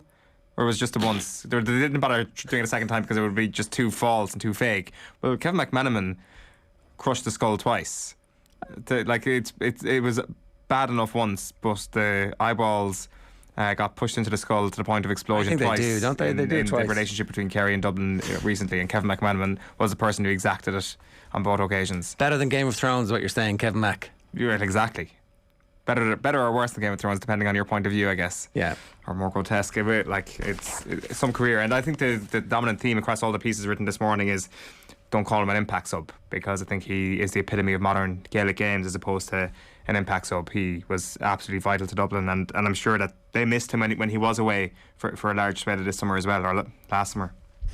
And the front page of the Examiner is a beautiful picture of Shawnee O'Leary. Farewell, Shawnee. Cork mourns 4-time All-Ireland hero O'Leary. And they've got his red jersey and him in colour and the rest of it in black and white. So, as I said, we send our condolences. It's 8:41 this morning. If you want to get in touch with us, we'd love to hear from you. 0879 180 180 is the WhatsApp number. News coming through this morning that Larry McCarthy has confirmed the appointment of a task force to analyse the various options identified in the context of the fixture reviews, right? So a new GAA task force will bring proposals to change in the structure for debate at annual Congress in February 2022. So they are striking while the iron is hot. Members are going to include Larry McCarthy himself, Ciara McLaughlin of Tyrone, Ger Ryan of Tipperary, Derek Kent of Wexford, Vincent Neary of Mayo, John Halbert of Cork, Ronan Sheehan from Down/GPA, John Joe Carroll of Kerry, Tomas O'Ryan, that's Tom Ryan, Director General, and Fergal McGill. So Ronan Sheehan and Fergal McGill were on the last FRC. So Ronan, obviously from the GPA, he had been in favour of option B.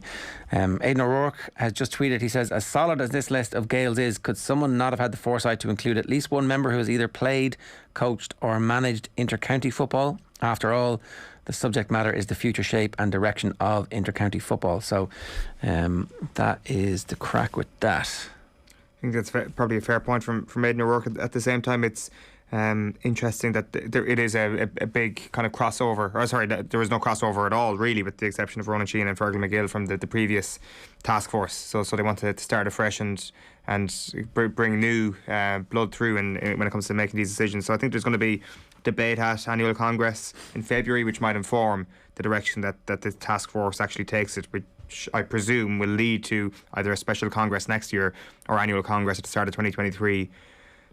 Having some sort of vote on what these guys come up with. Okay, so John Fogarty has this story today in the Examiner. In a circular to Central Council delegates, it was explained the group had been empowered to make recommendations pertaining to the Championship to Central Council with a mind to endorse them for Congress. So the plan is to strike while the iron is hot. This will end up being Larry McCarthy's legacy. It is the defining and only matter that has the power to completely change the future of the future of Gaelic football. So let's wait and see. The review, taking careful cognizance of the key desired objective of championship reform, has identified a number of broad approaches open to the association and specific proposals which meet these objectives. So let's wait and see exactly what happens. But so all 4 provincial councils are represented, which means that we're guaranteed to have the option. The provincial councils are all going to make sure that the power of the provinces is not diminished. Turkeys aren't going to vote for Christmas, so we're going to have the provinces playing a role in the All-Ireland series. Yeah. Like that's it's going to be very, very interesting to see how these debates actually happen and how much information is put out into the public domain about the debates that actually happen in these conversations, because that was one of the themes of the previous conversation and the discourse before the last Congress, was that there wasn't enough debate about this, or there wasn't enough information out there. And obviously you had people calling for road shows, and you had people calling for more information, you had people calling for more debate, even though really there wasn't enough. We've been talking about it for 20 years. Literally we've been talking about it for 20 years. So it'd be interesting to see how that's approaching that front, I think, because that was definitely used as a stick to beat the last angle with and special Congress of 2021. It's the vice chairman of the provincial councils who are all going to sit on it, and a current member of the CCC, John Halbert, and the GPA representative, Ronan Sheehan, and GAA trustee John Joe Carroll of Kerry.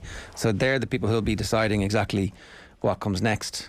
Interesting, as Aidan O'Rourke pointed out, no player or intercounty manager involved. So there you go. It is 8:45.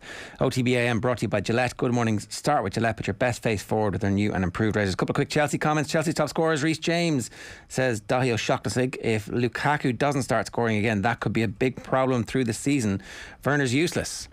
Oh, Dahi, just let his tepid Werner take disappear. It's okay. He doesn't mind.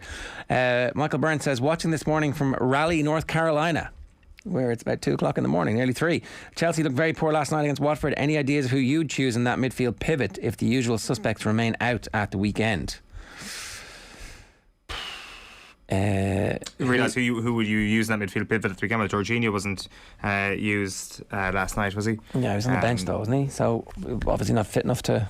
Or I don't know. I don't know enough about the injury situation and how quickly Kante is going to be back. But we'll see. Right. Ronan O'Gara is going to join us in the next few minutes. In this week's Red 78 podcast, Niamh Briggs was talking about the insight she got to Munster's unique current training situation, with the majority of the team set to miss their upcoming European fixture at Wasps. We'll see. The club's academy players have joined up with the returning internationals to formulate a squad. Here's what she thought of the setup. You just got to observe their pitch session. It was really interesting to see. So obviously you had the likes of the internationals, so Peter O'Mahony, Conor Murray, Andrew Conway, Keith Earls, Joey Carberry, Tyke Byrne, and then a load of basically academy and NTS boys that would never have probably imagined that they'd be training with the likes of these players. So it was interesting. It was interesting to watch the dynamic of the coaching group, and then also and how positive they were. I thought that was brilliant. Cosy was super positive in terms of bringing in those senior players and telling them like that they're effectively going to be coaches for the next week and a half to try and get these young lads up to speed. And they seem to really take it. I was pleasantly surprised, I suppose, to see him take such a control and a reign. It was great to see the likes of Peter O'Mahony. You can see why he's so good. How many players were there yesterday? Was it like 20, 25, 30? No, there was more. I think it was with 30. Yeah, the 250, the 15. So they had all the academy basically there. And NTS boys, so younger again. And then the 7 internationals, the likes then of Chris Farrell is coming back into, and Damon Dialande was there as well. So they had a good group. Did Chris Farrell train yesterday then? He's on his way back in. So, yeah. But yeah, look, I just think for me, like, you stand back and you watch, you can see why these guys are top internationals. Their ability to be able to bring the group together, so good. Their ability to be able to communicate with those young lads, to be able to get them up to speed. And yeah, they're all systems go. I think they've really bought into the fact that this is the group now preparing for Wasps. And the coach, I think, it looks really enthused and energetic. Trian Costello's coming from Wasps, so there's what better man to know in terms of how they operate. He was their defence coach for years, their skills coach, flipped over then to attack before he left. So he knows what Wasps are about. So I think if you're Van Gran, you're thinking like this group are in very good hands. Yeah, really interesting stuff there from the Red 78. You can get that Niamh Briggs, who seems to have had a front row seat for training in Munster yesterday, and to see exactly how they're preparing. And as Rory O'Connor said in studio yesterday, it'd be the most Munster thing ever to get this team together and go and win a European Cup match and be like, yeah, we're Munster, who are you? So that's the crack. John Duggan is with us in studio. John, good morning to you. Morning, Ger and Eoin. How are we doing? What's going on? Well, I felt like Rafa Benitez looked like a gumshoe detective last night with a big anorak who had no idea where the scene of the crime was or what the answers were to the... Where's the body? Where's the body? What's the motive? What's the motive? And he was just completely lost. And I felt very sorry for him after that worst defeat in the Merseyside derby for 39 years for Everton against Liverpool, a 4-1 defeat last night. Hey, look, it's got to be some comeback story when he writes it. I was a blackjack player in a former life, and the croupier always said to me, one of the best pieces of advice I got was, it's not how much you're up or you're down, because you do go through waves in blackjack of being up and down, it's when you leave. And Carlo Ancelotti knew when to get out of Everton. And now he's in Real Madrid. I mean, it's mad. He went to Real Madrid from this. He managed to somehow... Yeah, things aren't going great. I'll take the Everton job and spin it that I'm a genius here. I hope I always have that career reputation where things don't go so well, I'll just walk into a job that's of the lustre of Real Madrid. I'm just going through Moshiri since he joined the club. 7th, 8th, 12th and 10th since he started his ownership of the club. Benitez is 6th manager. He was only allowed to spend 1.7 million this summer, Benitez. I don't think it's his fault. He got the worst deal, didn't he? Yeah. He didn't get to buy any of his own players, really. No. And the players who were there previously, his best players, are all injured. So, like Iwobi, Moise Keane, their net loss in transfers over 3 seasons was 157.3 million before this year. It ain't the managers that are the problem. That's the situation. Marcel Brands has a few questions to answer, I think. The last Classico that was played was between two managers who were formerly Everton managers. Yeah. They have to be mad. They have to be above some of the traditional Big Six teams, above a lot of them in terms of highest profile managers over a period of time, right? Like, I mean, you bring in the two of them, Big Sam, David Moyes, obviously, Roberto Martinez. Koeman is a fluke. That is and then Rafa. How Koeman failed up consistently in his career is mad. It's unbelievable. It kind of is, I guess. Well, the Netherlands thing, I guess, is the reason why he got the Barcelona job as opposed to the Everton job. Well, it's a club legend, wasn't it? That Barcelona, that was one of the reasons as well. And also, he was a disciplinarian, and he could be kind of mean to Messi. But that worked out really well, didn't it? Yeah. They got rid of Suarez, who promptly won the league for Atletico. Wow, that's well done, buddy. You're a genius. Well done, congratulations. Barcelona and Real Madrid are stuck in the 80s now. That's where they are. I think Real Madrid have got loads of good kids. I think actually Real Madrid could cause damage. I think Vinicius is maturing. The rate at which he's scoring versus the shots has vastly improved this season on last season. He's a wunderkind, and Benzema is still going to score goals. Luka Modric is still playing great football. I think Real Madrid are going to be dangerous. I'm not saying they're going to win it, but I think they're going to be they're going to knock out a team who everybody thinks is better than them. Well, I think the best 3 teams in the world now are Chelsea, Man City and Liverpool.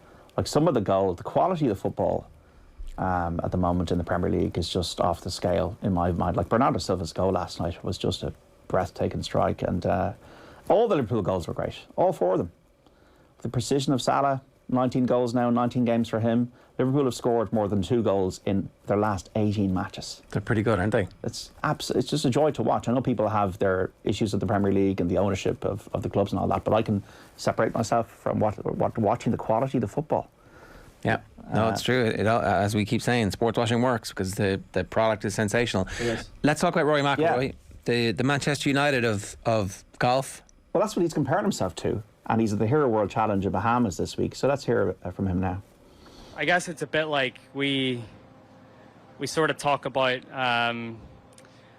Manchester United over the last few games have looked like they've been going out playing and not really having a strategy or a philosophy of how they want to play, and that sort of felt like that was me for a few months of this season, and now I feel like I've regained what my philosophy is and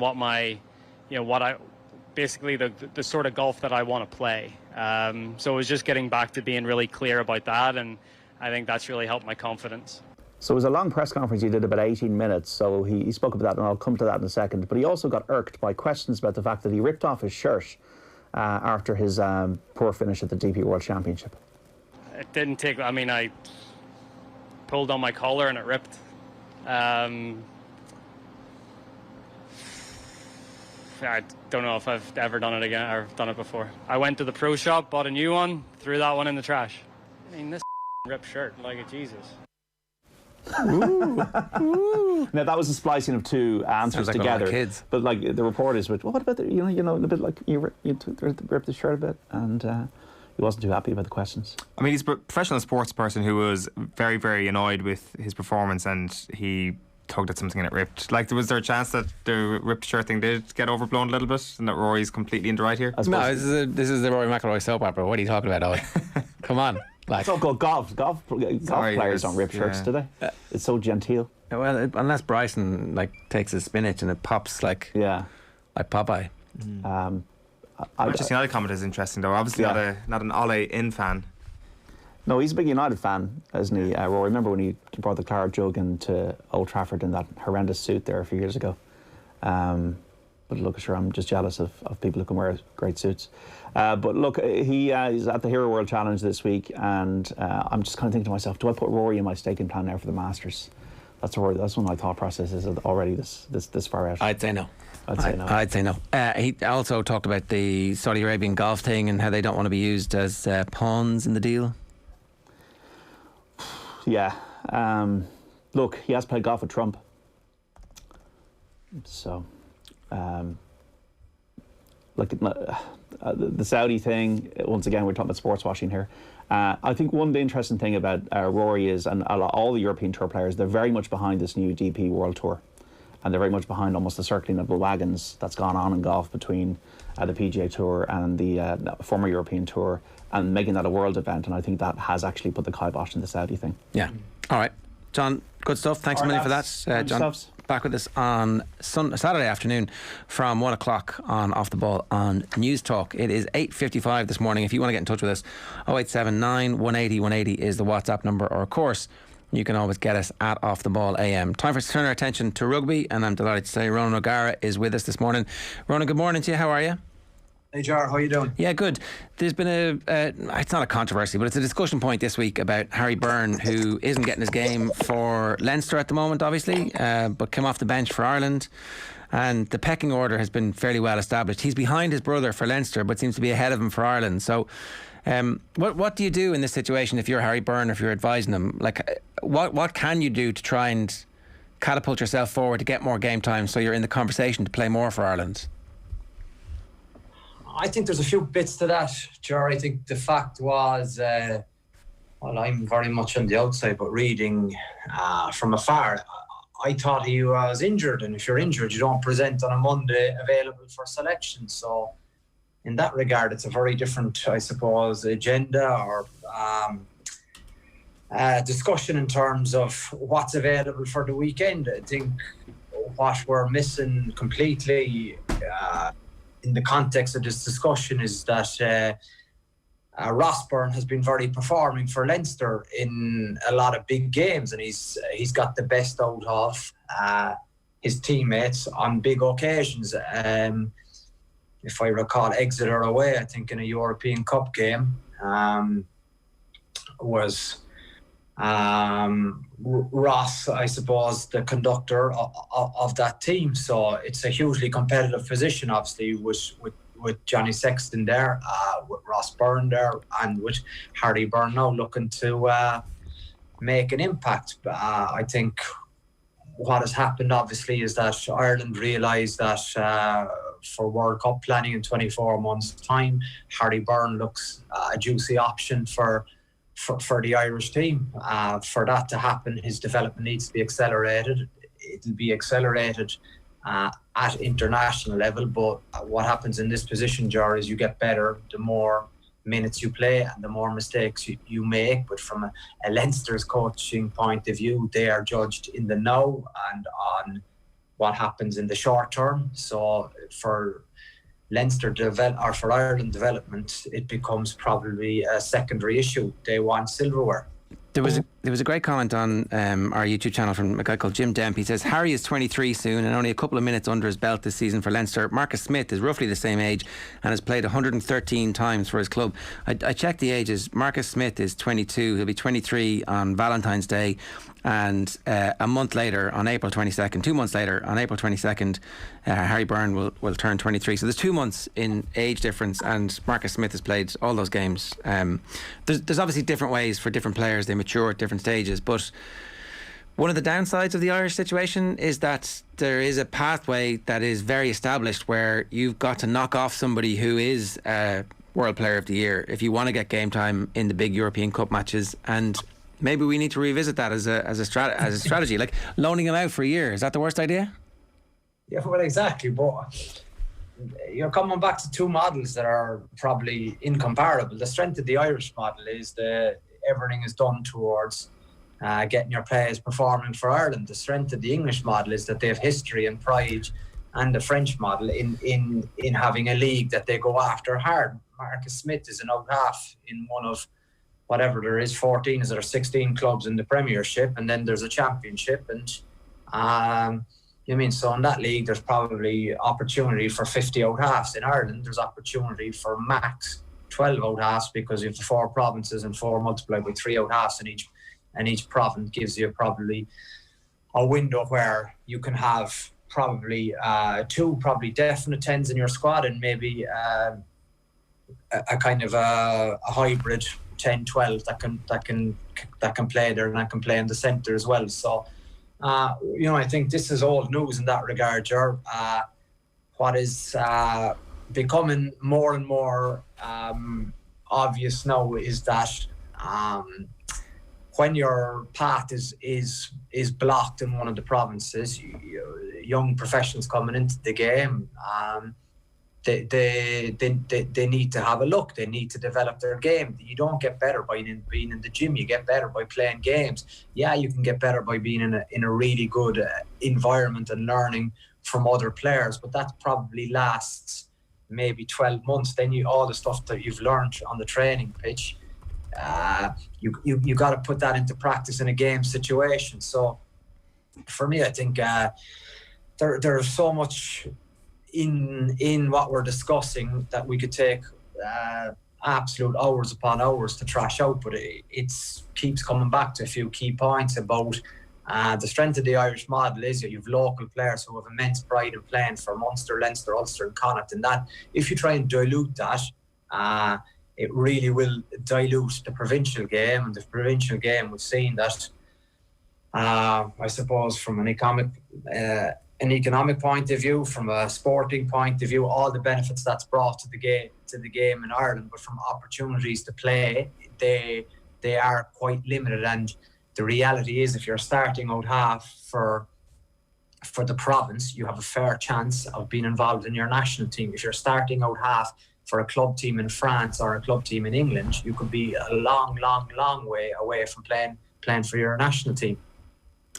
Do we need to revisit the model a little bit though? Like I get the strengths and I understand that everybody and the game management and all that kind of stuff, but for example, when you guys had those conversations with Jack Crowley, would it not have benefited Irish rugby for them to say, okay, here's a long-term deal for you, Jack, and we're going to loan you out to La Rochelle for a season and see how you get on? Like, do we need to just think a little bit more laterally about certain scenarios and certain positions even? Like, if there are young tight head props coming up who are never going to play for Ireland? Yeah, exactly. And Ger, I think this is what's great being involved in sport and something you love doing. I think everyone needs to be managed individually. Can that happen? I think it can, because it just needs time. But once you have time and you put care and individual programs into people, I think you get a huge response from people, or from players, should I say. And I think people who are probably secure and who have growth mindset, they share ideas and they want to get better and they want to see all their players getting better as well. So I think in that regard, discussions should always be ongoing for what's best for the player, but also for both teams. There's a situation where in my club recently, you had an international player who was lacking game time, and because it was international window, it was an opportunity for him to play minutes with us, and then he could present himself for international game. But having played 40 minutes for 6 weeks and then to go into a test match, I don't think anyone benefits, and that's the individual management of the player and the welfare of the player that needs to be looked after, because it is you're not dealing with robots or objects or pieces of meat. These guys have emotions, they're players, they need to be listened to, and we need to map out a really, really good strategy for them to get the best out of them. One of the other things that's struck me this week, Ronan, in the aftermath of last weekend for Harry Byrne, is just that there's much more of a microscope on him. There's more criticism out there of Harry Byrne, and I guess you would have an insight into that in terms of the early stages of your career. Like, what is that like for a young out half, realising, okay, right, there's a lot more attention on me, and every little mistake that I make is going to be picked up on and commented on? Yeah, it's a great point, and I think it's something that a lot of us retired players forget. The formative years are very difficult because you don't have that bank of confidence. It's easy looking back and saying, I remember that period, but now young old halves are in that, and I can remember vividly where, you know what I mean, my mood on a Saturday was depended, or on a Sunday was depended by what the journalist wrote on a Sunday morning about my performance. And as you get a little bit older and wiser, you understand that the time constraints for the journalists to perform this, it's quite difficult for them in that regard, that they're taking a snapshot of the game and they're putting pen to paper, or nowadays typing it and getting that out to the market on that night. So I think the players are very, very fragile, and I think we all talk about their mental strength, but the impact of the social media has a huge impact on players. Obviously nowadays I think there's better mechanisms for players to cope with, in terms of, I think their support network would be stronger, but I still haven't met a player who likes bad things written about him. No, and the other thing is that there are so few games now, particularly in Ireland, where there used to be games that were kind of off Broadway during the November internationals where players could get form or make mistakes, and nobody was really watching them that much. But every single match now, the best team tends to get selected more often than not, because the league season is a bit shorter, and everything becomes a referendum. Like every time Harry Byrne gets the ball from now on, everybody's like, "Ooh, if he makes a mistake, well, he can't go in the Ireland team. Or if he does something great, it's like, stick him in straight away." And it's going to be the same for Joey Carberry the next time he plays for Munster. There's an uptick in form. We're all very hopeful that things are going to go well for him. But the level of pressure ratchets up. They're supposed to be able to deal with that because they're supposed to be our out-halves in the World Cup quarter-final or wherever it is, and that's what we want. But I don't know, it feels like there's almost too much riding on every single thing at the moment, when actually form comes over a 3 or 4 month period. Yeah, I peel that back, Gerard. I think I wouldn't advise that as a performance measure for these guys. I think it depends on what environment you create for them daily. I think if they're feeling pressure about every moment in a game, then they're already broken. It's over for them.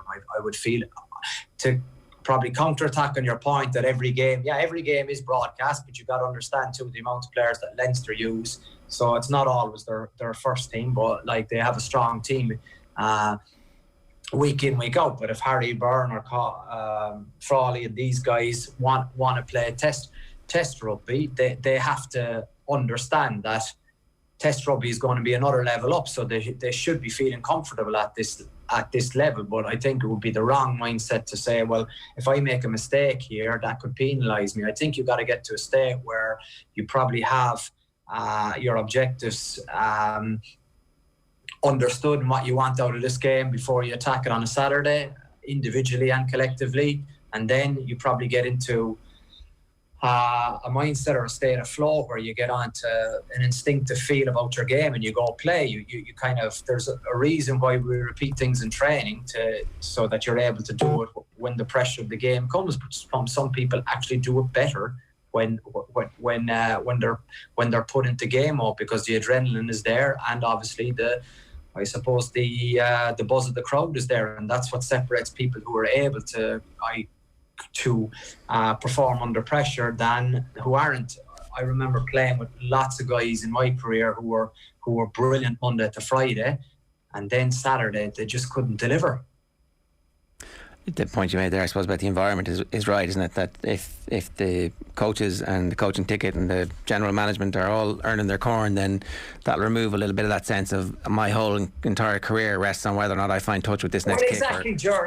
You got to remember, you play the game because you love it. You go to Leinster, to La Rochelle every day because it's something you love doing.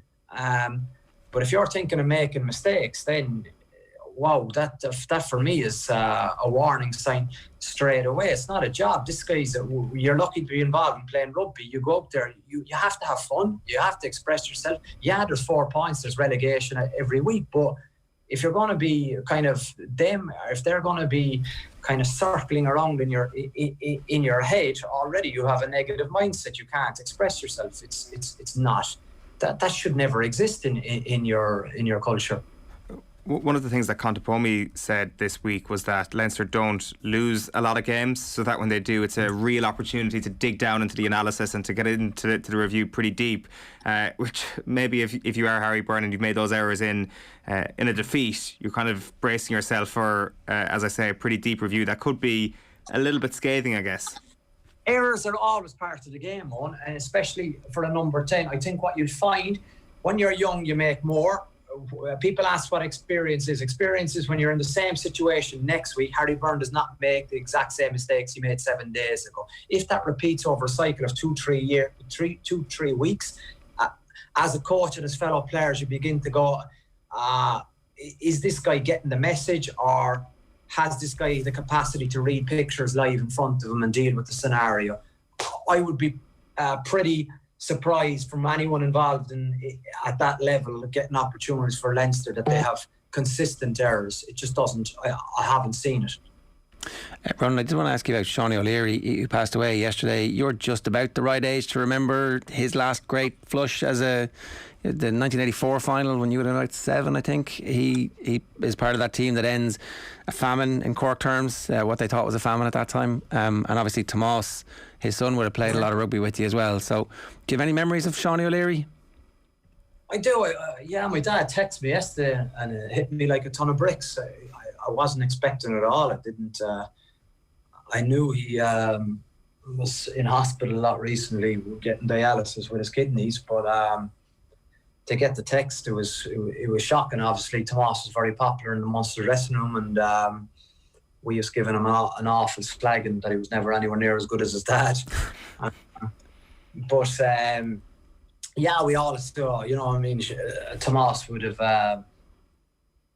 been very, very, very proud of his dad, and but he would have been very under the radar as well about showing the images of his dad. But he's a legend in Cork, very, very popular, and yeah, very sad day. And I'm thinking of Tomas and his family because it's really, really sad news. Yeah, no, very shocking when it came through. He's only a young man at 69 as well. Before we let you go, how are things going? The meat and drink of the league is back. You're preparing for Europe as well. I presume most of your games are okay in terms of COVID at the moment, are they? Well, there's been there's a negative storm after coming in the last 24, 48 hours, a lot of cases, I think. So I think there's a new protocol in the top 14, which we're trying to get our heads around. Masks are back for everybody, and I think testing is back. So very uncertain times, but hopefully Europe obviously continues as planned. But unfortunately, a negative wave has come in. But we concentrate on obviously domestic rugby this weekend away to Stade Francais at 9:05 Sunday night, which is an interesting time for a game, and then into Europe the following week. So yeah, as you said, in my environment, Ger, it's not meat and drink. I have a little bit more at stake. Is the 9:05 Sunday night, is that in Paris or at home? In Paris. Right, and what do you do afterwards? Do you stay the night in Paris and come home, or do you get everybody? Yeah. No, well, exactly, yeah. No, we let them all make their way home to La Rochelle. Do what you want. See you Wednesday. The flesh pots of Paris won't know what hits them. What could possibly go wrong for a rugby team? Fast, but not under my strict management.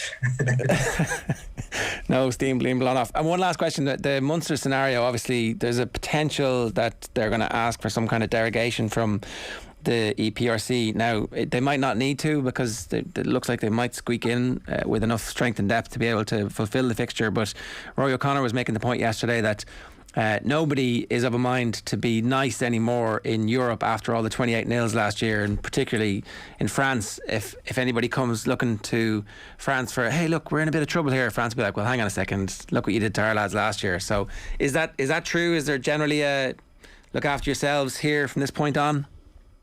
Oh yeah, it's ruthless, beyond ruthless, Ger. Just, I think I suppose, sport differently. I think was it when the hand of God of Thierry Henry, wasn't it, the goal? Yeah. And Ireland applied to be was it the 33rd team or the 30? Yeah. The 30, in the absolute joy and laughter the French took out of that.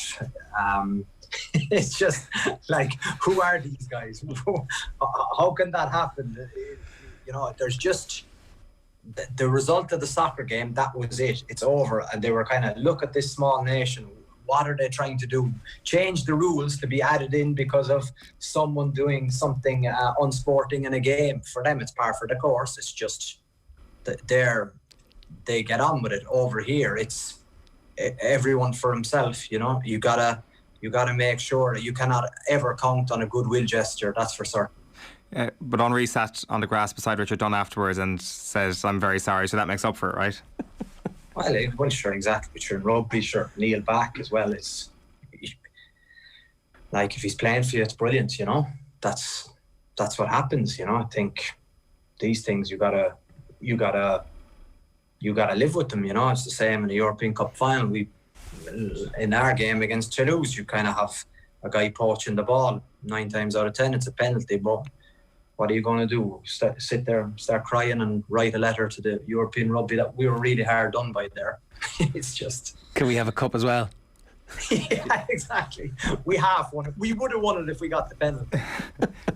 So. Do you have a mechanism in your head at that moment, Ronan, that it's like the wheel will always turn or anything like that, or are you as cold and calculated as you are now, even in the heat of the moment? It's a great question. You'd like to think there's karma, but I'm not too sure. Ronan, good stuff. Enjoy wherever Paris takes you on Sunday night. I'll enjoy the meat and drink of the top 14. Sure. See you later. Good luck. Ronan O'Gara on a Thursday morning there. That was pretty interesting. They're ruthless. Yeah, they are. You gotta be. If you don't eat, you're gonna get eaten. Here's what's coming up on the OTB Sports Radio channel for you today. OTB Gold is Jerry Eisenberg on Ali. Our Leaders' Questions at 3 o'clock is Stuart Lancaster Leadership podcast. Retro Panel is Caring for the Sports People, sports person. OTB Gold is Declan Murphy and Centaur. You should dig out on OTB Gold the interview that we've done with Ronnie Delaney there. It is 65 years to the day since he won Olympic gold in Melbourne, and that is available on the OTB Gold podcast. Up next this morning on OTB AM, Harriet Prior of the Anfield Wrap joins us to talk about the Merseyside derby. OTB AM. This is OTB Sports Radio. Have you subscribed to the OTB Football Podcast? If not, here's some of what you've missed over the last week. I often wonder, is Keane almost venting frustrations on behalf of his friend in that regard? I don't want to say he's got a blind spot to Solskjaer, but he's another former teammate who hasn't exactly kind of criticised him. And while we're getting carried away, Joe, Jason Knight reminds me a little bit of young Roy Keane. While we're in full buzz at the moment, I think I'll just throw that in there and heap unnecessary pressure on his shoulders. Subscribe now to the OTB Football Podcast stream wherever you get your podcasts and download the OTB Sports app. I suppose that is something to touch on as well, because we are 90 places ahead of them in the rankings. Yeah, this is an expected result. Obviously, it was a really good performance, but off the back of a poor result, I think that something like this, it settles us back, and we can go back to talking about progress, and we can go back to saying, what can we take from this performance and bring it forward into the new year, into the friendlies, and they'll hopefully get us ready for the rest of the campaign. But yeah, you're right in what you're saying there, definitely. Yeah, because for me, tonight's great and it's really fun, and obviously I had a great time celebrating it, but it didn't really ease any of the concerns I have when it comes to the Slovakia game and what we went, a bit like what you were saying earlier, the fact that we come up against these teams who are kind of similar level of where we are and we still stumble.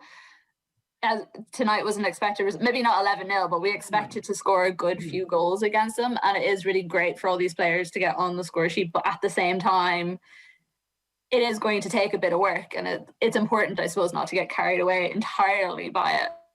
No, I'm actually glad that there is this gap now before the next game, because you're right, I do think there is a lot of work to do. I think they didn't look like they were coached in those transitions, in how to cover each other very well. Like, I know Vera was kind of looking at Katie's role in the goal because she had pushed on and infield, but for me that was the right position. It was the rest of the midfielders had been dragged so far wide, and then we had 3 centre backs. If you have 3 centre backs, one of them can cover across, you know. And it's not a system that a lot of them will be playing at their club. So if Vera's going to insist on playing this system again with those players, she needs to really work with them and just make sure it's drilled into them. So there's a bit of time now, and there'll be friendlies that they can use for that. I'd like to see the friendlies change the system and possibly change the personnel. I'd like to find a system that suits our players, that utilises our Katie McCabe's and our Denise O'Sullivans to their best for the Irish team. And I think that there is definitely still scope for that. Car insurance is boring, but you don't have to be. Get Set Go is the kind of car insurance you can sort in a few minutes online, then bounce on with your day. Are you ready for Quick Start Insurance? Get a quote now at getsetgo.ie. MCL Insurance Services Ireland Limited, trading as getsetgo.ie, is regulated by the Central Bank of Ireland. OTB AM. With Gillette, put your best face forward with our new and improved razors. Harriet Prior of the Anfield Wrap is with us. Good morning to you, Harriet. I suspect that was a good night from your perspective last night. Morning. Yeah, it was great fun. It was actually my first derby since I've moved up to Liverpool, with sort of the fan and all the fans and all the buzz around it. So yeah, it was a very good night in the city. Sadly, I wasn't in the ground, but I think I had the next best thing, just being here and soaking up all the atmosphere. So yeah, very good night. Well, what is it actually like then? Because anytime I've been to Liverpool, it's never been for a derby, but it's been on match day, and the city is obviously on fire when there's matches on. I can only begin to imagine what it's like on a derby day. Yeah, I think it was a strange one actually, because I felt a lot of sense of anticipation in the city, mainly because I guess you don't know who's supporting who and where everyone's coming from, so you're a bit reluctant to sort of get excited about it and talk to people, because you're not sure what team they're supporting and what side they're on. But mostly it was all good spirited and all good fun. But definitely an atmosphere in town for the last couple of days. Actually, I felt building up to it, and looked like a great atmosphere in the ground as well. And yeah, I think it's always a fun time to be on the city on match day. But this derby has a different feel about it, and I think you could definitely sense that yesterday, and maybe today as well. The celebrations will continue for half of us. Did the Everton fans who left early stumble around to your section of the city at all afterwards?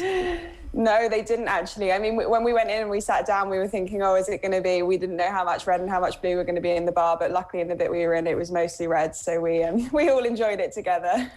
Where does last night rank in the satisfaction levels for Liverpool fans in what has been a pretty successful recent history against Everton?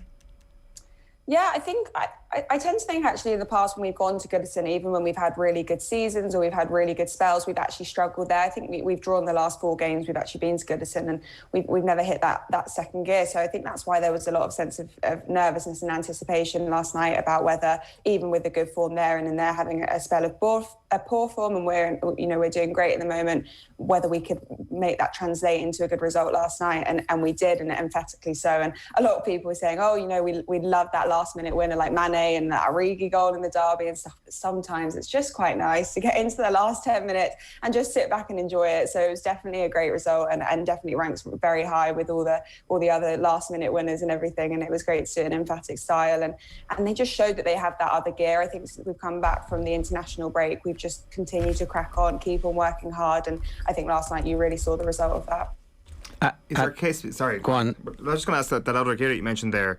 Is there a case to be made that gear is actually a level above Manchester City's and Chelsea's top gear? Like, maybe not consistently over the season, given the depth that those two clubs have in the squad, it may not lead to them winning the title. But that top gear, if everybody's going full throttle, do Liverpool have an extra edge? I think that's really interesting, because it's become quite clear, hasn't it, over the last 2 match days, that it has become a bit of a three-way race between the 3 of those teams that you mentioned, and all 3 of them have different strengths and different weaknesses, and we've seen this season already that they are capable of dropping points in different ways against different styles of teams. the squad depth is an interesting one. Obviously, Chelsea is scoring a lot of goals from defence. There's questions about whether that is sustainable or not, and whether they can keep that up. I think Liverpool have shown that at times our game management isn't the best. Manchester City are always consistent, but they have dropped points. And so, I don't know whether we are going to be the ones that can reach that other gear. But I think what's going to be key for the team that goes on and ultimately wins the league is finding a level of consistency over a period of 10, 15 games where they are just consistently grinding out the wins, however they are coming, just keeping to score goals. And I'm hopeful that Liverpool are the team that can do that. I mean, our goal scoring ability at the moment is absolutely ridiculous. We've scored 43 goals in the league this season, and that's more than any other side across Europe's top 5 divisions. So there's no shortage of that. It's just whether we can keep the defence tight, keep people fit, keep players fit. And if so, then I totally believe that we can maintain this level and go on to do it all. That point about the 3 teams, they're actually totally different teams as well. Like I definitely think that there's a case to be made that City's highest level is as high as Liverpool's highest level, and that'll get borne out one way or the other over the course of the rest of the season. The thing that I'm interested in is what happened in the international break, because the performances before that did include the defeat to West Ham and what must have felt like a defeat in the 2-2 draw against Brighton, where the team are cruising and it looks like it's going to be a routine 3, maybe 4-0 victory, and it didn't happen. But they look like a totally different side now. So what are the working theories at the moment about what has happened and what's changed?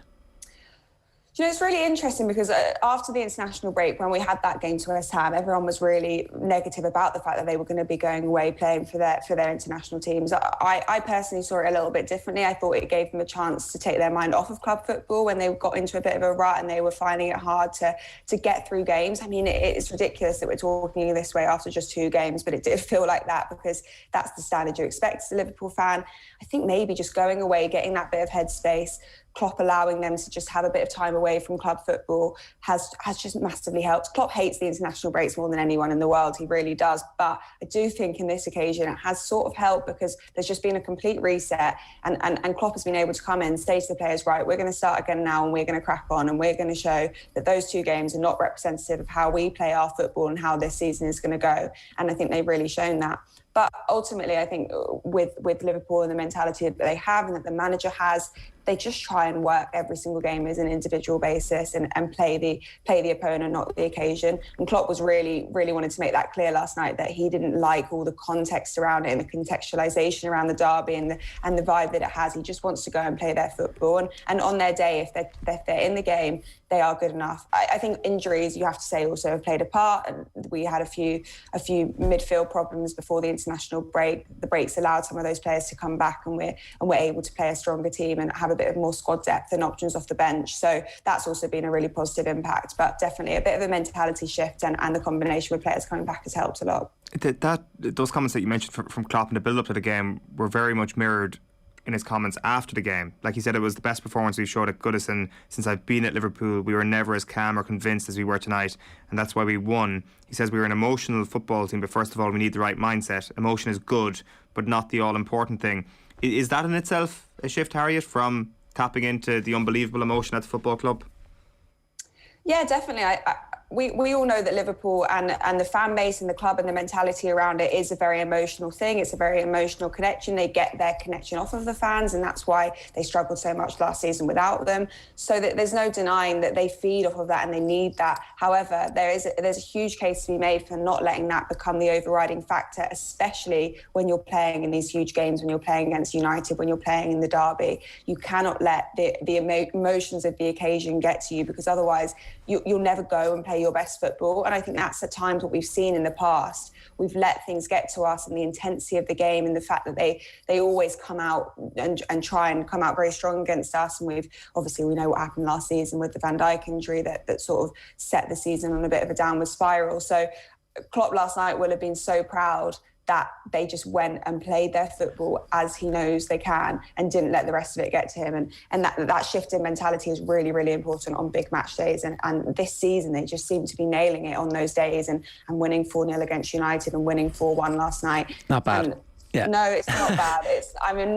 That's the thing. And that's why I think when we think about like a 1 loss to West Ham, I think we're pretty lucky, really, aren't we? Do you think he got in the heads of Everton as well with the pre-match comments about the aggressive football and because the game didn't take off from Everton's perspective until they were 2-0 down, by which stage it was too late. Yeah, definitely. I like to think that Klopp was just completely focused on what their game plan was and what they had to do, and maybe, you know, Rafa saw it as a bit of an opportunity to get a bit of a foothold back, because his results haven't been good there, and he'll want to show his commitment to the club, especially in a game like last night, but also show improvement. So he thought a derby was the perfect opportunity to do it. It obviously didn't turn out that way. I mean, Liverpool was straight out in the first 20 minutes and it was so convincing. And when it went to 2-1 and we let them back in the game, obviously there was a nervous 10 minutes, but straight back out in the second half, and we always looked like we were on top. And definitely that always helps, isn't it? When you come out, you quieten the crowd, you make sure the atmosphere isn't in their favour. And we saw that last night straight away. I mean, we could have scored very early on with the chances that we had. And then we just cracked on, and it was great to see. Are Liverpool fans singing for Rafa Benitez at the end because they love him, or because they love him being the Everton boss? Oh, to be honest, when it happened and when he went to Everton, I don't think there was much love lost. And there was in some parts of the fan base, and everyone obviously is entitled to have different opinions on it. For me, I saw it more as a business decision and a business thing for him. And you know, he just wanted to live in Liverpool ultimately, and he got a job that allowed him to do so and paid him quite a lot of money. I don't think I don't want to really get involved in that, because it's just not something that I would maybe get involved in, even if I was in the ground. But, you know, we can't want Rafa to do well when he's at Everton. That's what I will say. We're never going to want that. So last night, when things like that happen, people like to say, well, we did warn you. So Rafa, you want to see him get the sack? You want to see Everton in the relegation zone? You want to see him stay there for as long as possible. That's what I'm hearing. It's like Ole Gunnar Solskjaer. Ole's at the wheel. I think there were a few Rafas at the wheel chance last night, but I wasn't there, so I can't confirm or deny. But I did predict that on yesterday's show, that the Liverpool fans would be singing Rafa's at the wheel at the end of that. What's the story with the Salah contract? Because every week that they wait, the money gets bigger and bigger and bigger, and if they don't do it, the crushing loss to the fan base is going to be even more difficult to explain. It's a weird one. It's a weird situation. It was one that was really ramping up over the summer. There was a lot of talks about it getting over the line, especially in the early parts of the season. And now it's sort of gone quiet a little bit. And he continues to show us every single week why he deserves it, show the club every single week why he deserves it. Last night, absolutely phenomenal again. And the positions he finds himself in, the anticipation to know when other teams are going to maybe make a mistake, and for him to be there to capitalise on it. I want him to stay at the club for as long as possible. I think he's still got his peak for many years to come, and he's still got other levels to go to. I genuinely believe that, which is what kind of scary. The club have to sort it out. They know that. We all know that. We know something's got to get done. I think it will get done. I believe it will happen. I think that the terms are just a lot harder because of the nature of how good he is. So it will take longer to agree a contract that everyone's happy with. But I think ultimately the club know that the owners, I should say, know that if they let Salah go, it would be a huge mistake, and it would cause a huge upset between the fan base. So I don't think they want to get into a situation where that happens and there's any resentment towards it. So I'm hoping they get it done sooner rather than later, but only time will tell, and I think we've still got to wait a little bit longer for that to happen. When Thiago signed, we did a couple of pieces around that time that did massive numbers, because the level of expectation was so great. It was like, oh, here is a piece that's going to transform our team. And then injuries and illness and loss of form, and now all of a sudden it's like, we told you so, to use your words. His form at the moment is actually transforming a little bit about what they can do in terms of being able to keep possession and not just kill you with, I mean, obviously last night was a bit different because there was several goals in the break and threw balls into space, but they didn't need to do that. They can now play a different way with Thiago and the team. Yeah, when Thiago first came in, there was a huge amount of excitement around it, and I totally agree. For the first season he was there, he didn't show what we thought he was capable of.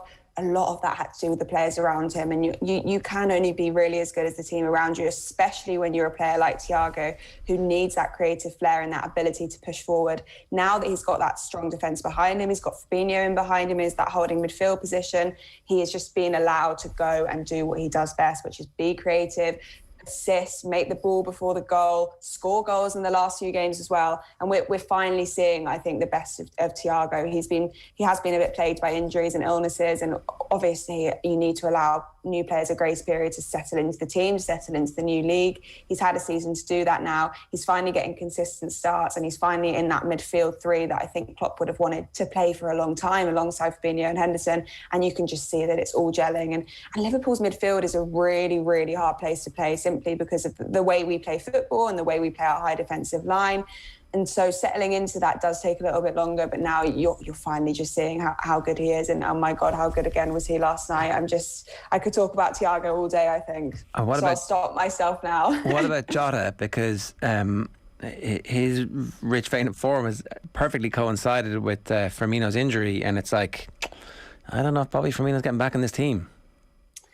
Yeah, there's always a lot of conversations around the two players and whether they're competing for a position. I don't see it quite like that, because I think you need more than three strikers to go on a 38-game season and do well, and obviously Champions League and football and everything as well. But obviously we are absolutely delighted that he came in literally the same time as Thiago, and there wasn't as much anticipation and excitement around what he could do, and he has proven that there absolutely should have been, because he's been unreal for us. He's growing in confidence game on game, week after week, and you can just tell he's absolutely loving his football.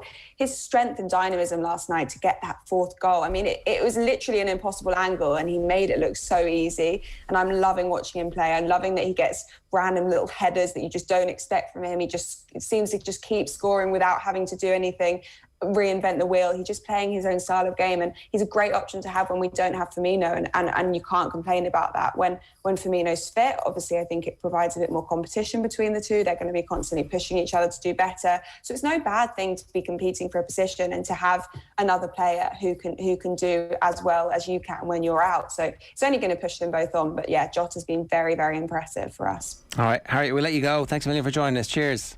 Thank you so much. Bye. Harriet Prior of the Anfield Wrap there. A little bit earlier on, of course, in the ad break before that, you would have heard some of the Ireland-Georgia analysis on this week's Koi Gig pod. We had Karen and Kathleen, who were joined by former Ireland captain Emma Byrne. Emma Byrne wasn't actually on that part, but she also was on a little bit later on talking about the issues around the goalkeeping in the Ireland squad. So if you're unfamiliar with Emma Byrne's career, it was an unbelievable career where she was the goalkeeper for Ireland and Arsenal for the best part of 15 years and has like a gazillion caps. She was making the point that we should be able to recruit from Gaelic football in particular. And that always made sense to me. It kind of feels like it's the type of position that the FAI could just start hiring 17, 15-year-olds and putting them through some kind of academy system and then farming them out to like have a centralised contract for the position of goalkeeper from that age. And like maybe the right thing to do is actually just pay goalkeeping coaches to go and work professionally with all of our underage national teams, and then also to work with the women's league clubs. That might be a better use of resources, but to hothouse a couple of players perhaps who you like have a combine style AFL recruitment thing where talent identification things that they also do for other sports, where you find that the cyclist becomes a rower and all that kind of stuff. Like, just do that and have that and say, do you want a career as a full-time professional goalkeeper? Are you aged between 15 and 19? And let's just steal some players from other sports. Like, it could be something that works beyond the goalkeeping position, to be honest with you. It's actually a plan that makes a little bit of sense, that you'd imagine there'd be a good bit of transferable skills regardless. But if you manage to nail that position, you've got a pretty good start, needless to say. Obviously the sense of them getting a professional contract is going to be very attractive to anybody who's never got a hope of that if they're going to just focus on Gaelic games for the rest of their life. So some of our best players are going to Australia. Well, maybe some of our best players could go and play for Ireland. Yeah. Anyway, that conversation, that obviously Emma Byrne knows way more about this than I do, and she's suggesting that there's transferable skills. That was with Karen Duggan and Kathleen McNamee on this week's Koi Gig pod. The bit that we heard them talking about was obviously, let's not get carried away with the 11-0. The same concerns are still there after the Slovakia game. And the Koi Gig pod, it's our weekly podcast about the women's international football team and the women's league and the women's league in England as well. And the cup final this weekend has Irish interest in it, with Katie McCabe and Arsenal as well. It's all in association with Cadbury FC, official snack partner to the Republic of Ireland women's national team.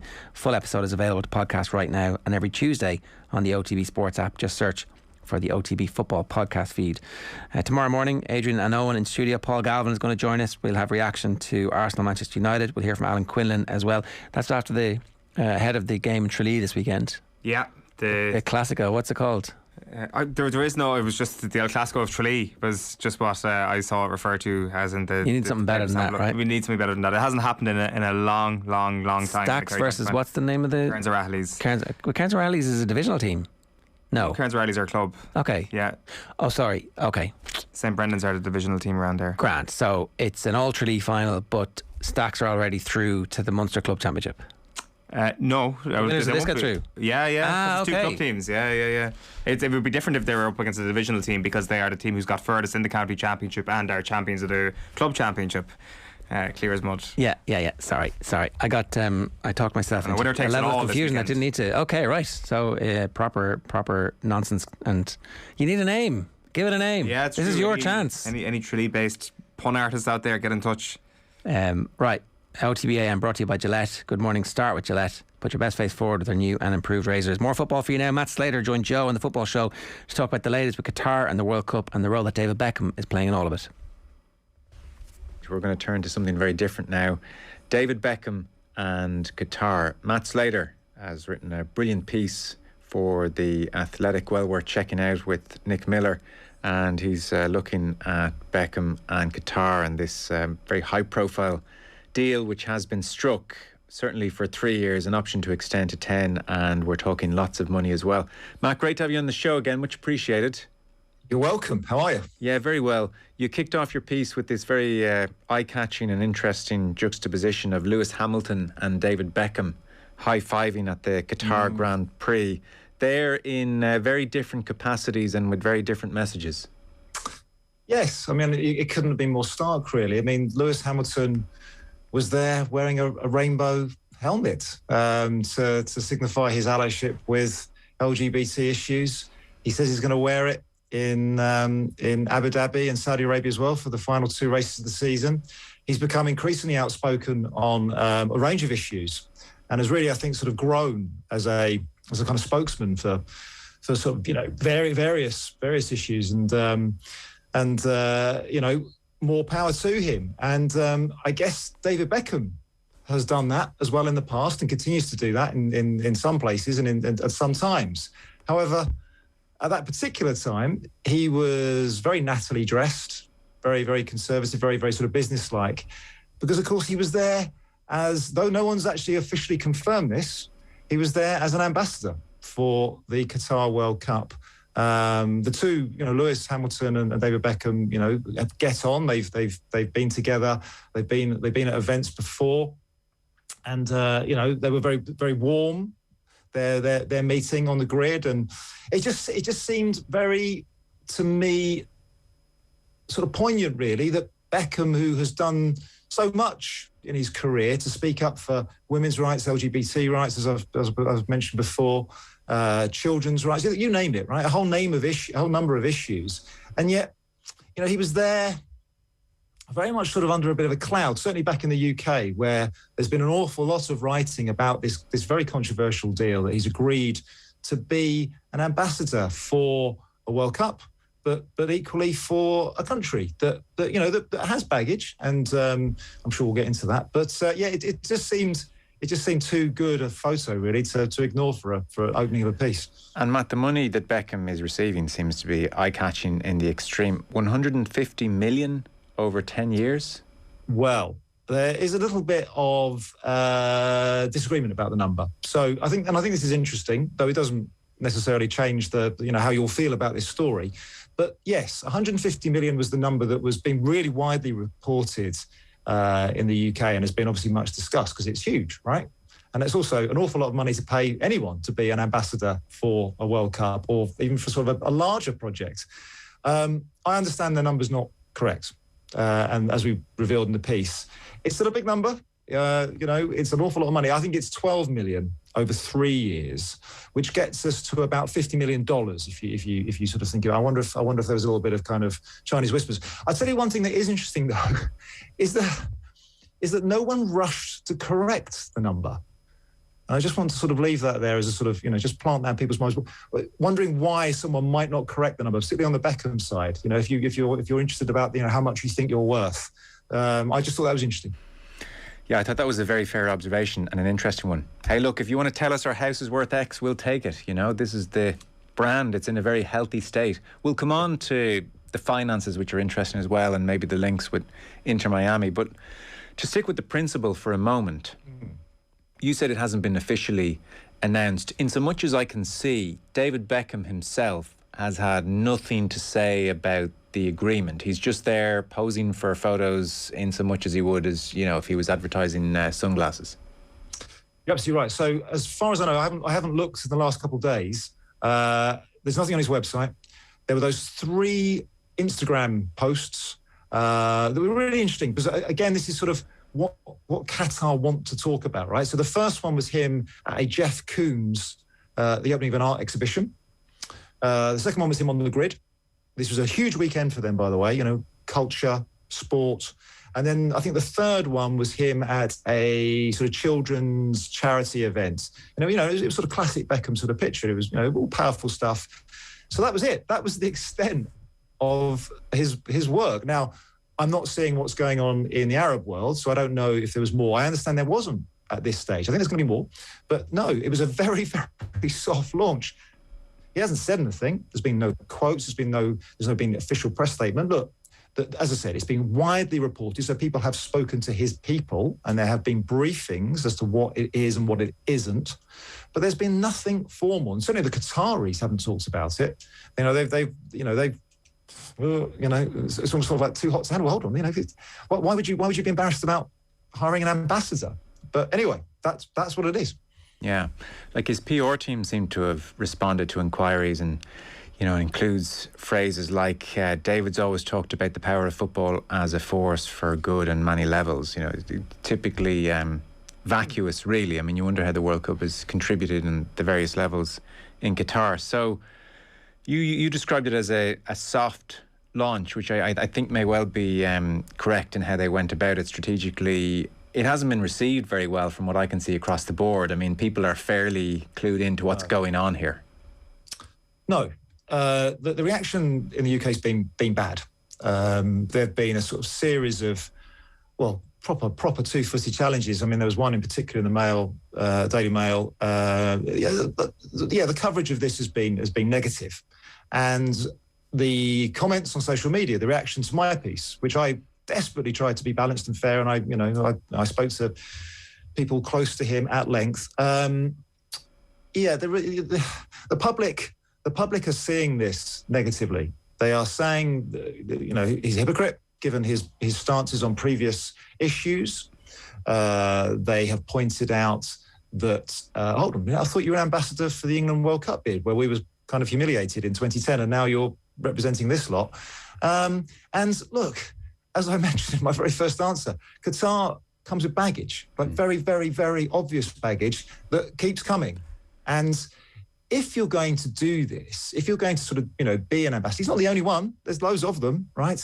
You have to be ready to answer these questions. You have to, first of all, you have to absolutely know your stuff. Do you know yourself? Have you done your due diligence? And I think that's interesting. And then are you ready for the tough questions? Are you able, if you feel that about football, and to be fair, I think you could argue that David Beckham has been consistent in that he does believe in the power of sport. He does believe engagement. He went to play for PSG. He has known Qataris, senior Qataris for a while. He has chosen to be a UNICEF ambassador and travel the world. So I think we have to acknowledge that here is a guy who genuinely believes that he can do something with his platform, and he genuinely believes that sport is a good thing, and that football in particular is a good thing, and it can engage people, it can break down barriers, it can help.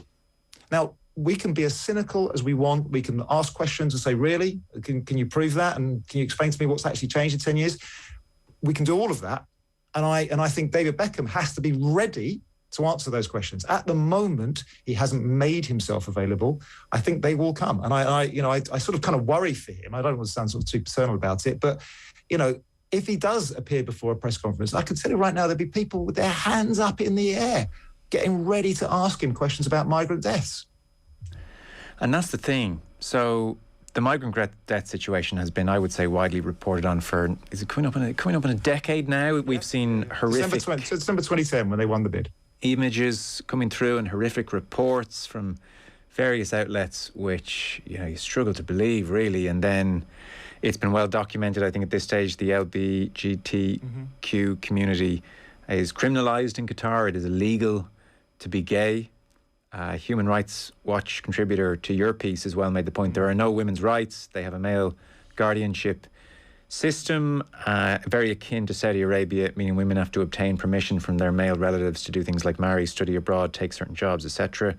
Somebody made maybe it's a less eye-catching point, but there are no unions. When Beckham was a player, he was very much part of a global player union. Freedom of the press, and we've seen journalists arrested very recently. And that's not to get into the nitty-gritty of the kafala system, which goes beyond just the World Cup infrastructure. So when we talk about baggage, that is quite the euphemism. I mean, I look forward to this press conference if he even dares to say to the press, hit me with your questions. Yeah, look, I mean, it's a long list. I'm not paid by Qatar. I was asked me. I've asked the questions. I've been covering this story for a decade. Look, they're not on this call. So what I would say is they have made progress. They said they would. We've asked them questions repeatedly about it. Has it been quick enough? Have they delivered on time? Is there still a lot to do? Yeah, all of that. If you work on a building site controlled by the Supreme Committee, the organising committee of the World Cup, life's not bad. I'm not sure I'd want to do it, but, we get into sort of kind of really sort of philosophical issues there and just how lucky we are to be born in the West, frankly. And also we have to remember how far we've come and the way we built canals and railways and all of our infrastructure. So we have to be very careful that we're not constantly, being hypocrites, basically, frankly.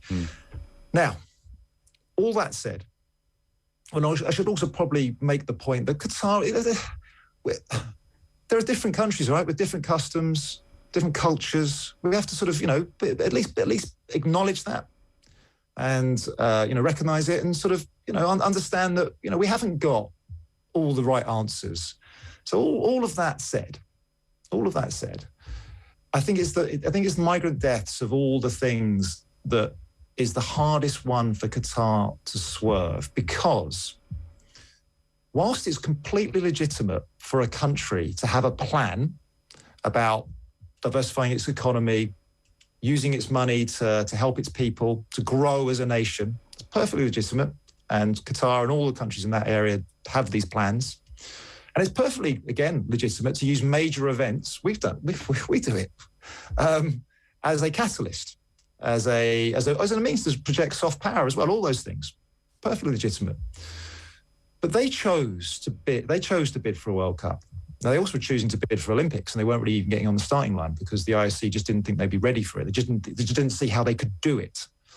FIFA didn't. FIFA let them onto the starting line, and then they won that contest, which is an entirely different show. But they won that contest.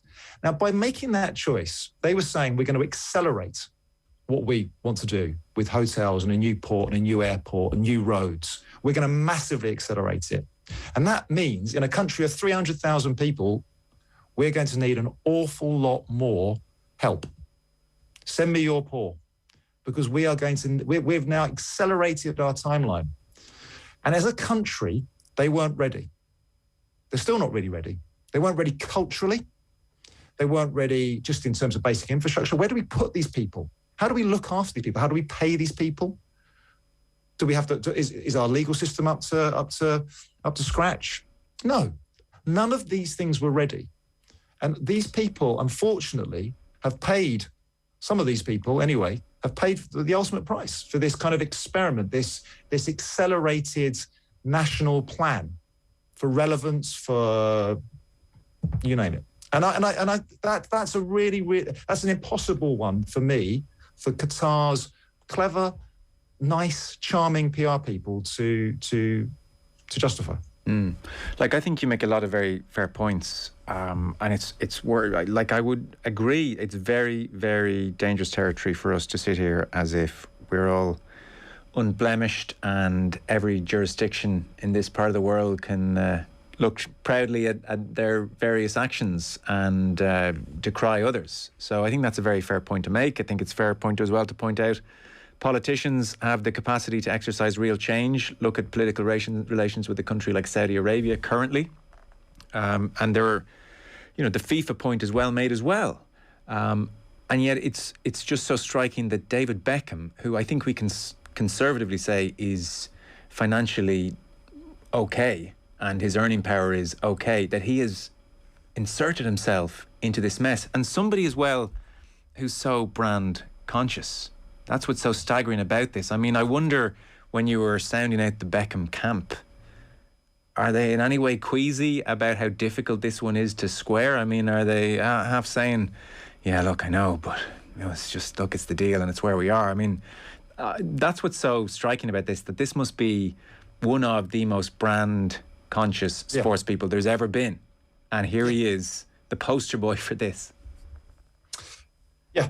Well, look, you're asking all the questions that when I heard and read about this, that's what I immediately went to. Why? Does it? What's he doing? And there's so many things that he is doing already. Into Miami, he's got so many still endorsements. He was very involved in China a few years ago. He still has quite a few big contracts there. One with a big gambling firm, Las Vegas Sands, obviously based in the States, but have massive gambling interests in Macau and Singapore and elsewhere. He was, as I said, in the whole China boom story of a few years ago, Beckham was an early adopter. He was out there shaking hands back then. And, I've mentioned his UNICEF work a few times. He's a high-profile guy. He's got enough on his plate, right? Inter Miami is his big passion at the moment, as far as I can tell. And yet he's chosen to take this on. He's chosen to take this on. We've spent 10 minutes kind of listing all the reasons why someone who's really brand conscious would be thinking, I don't want to answer questions about any of that stuff. Now, look,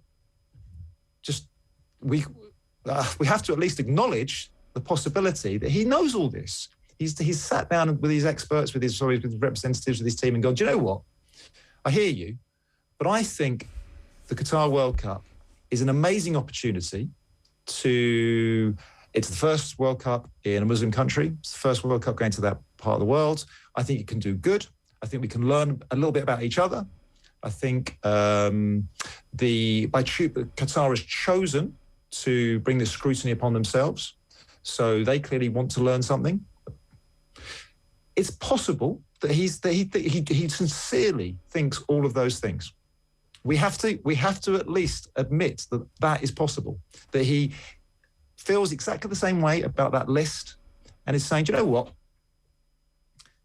Is it better that I just ignore Qatar and Saudi and Abu Dhabi and the rest of them? Just ignore them and pretend they don't exist because they are so alien to me and what I believe. Their culture is so far removed from mine. I just don't really want to go there. Or do I go there and talk to them? And what? Because that's and talk to them. And what? What is David Beckham going to say to them? Here's a quote from somebody in your piece, and I thought it was well put.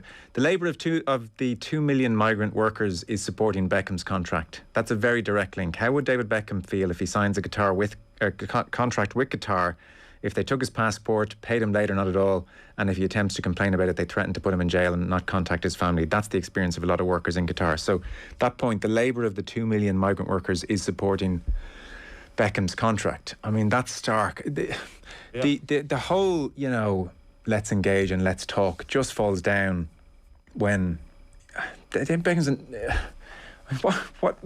what talk are you imagining that's happening here at the Qatar Grand Prix? I wouldn't do it.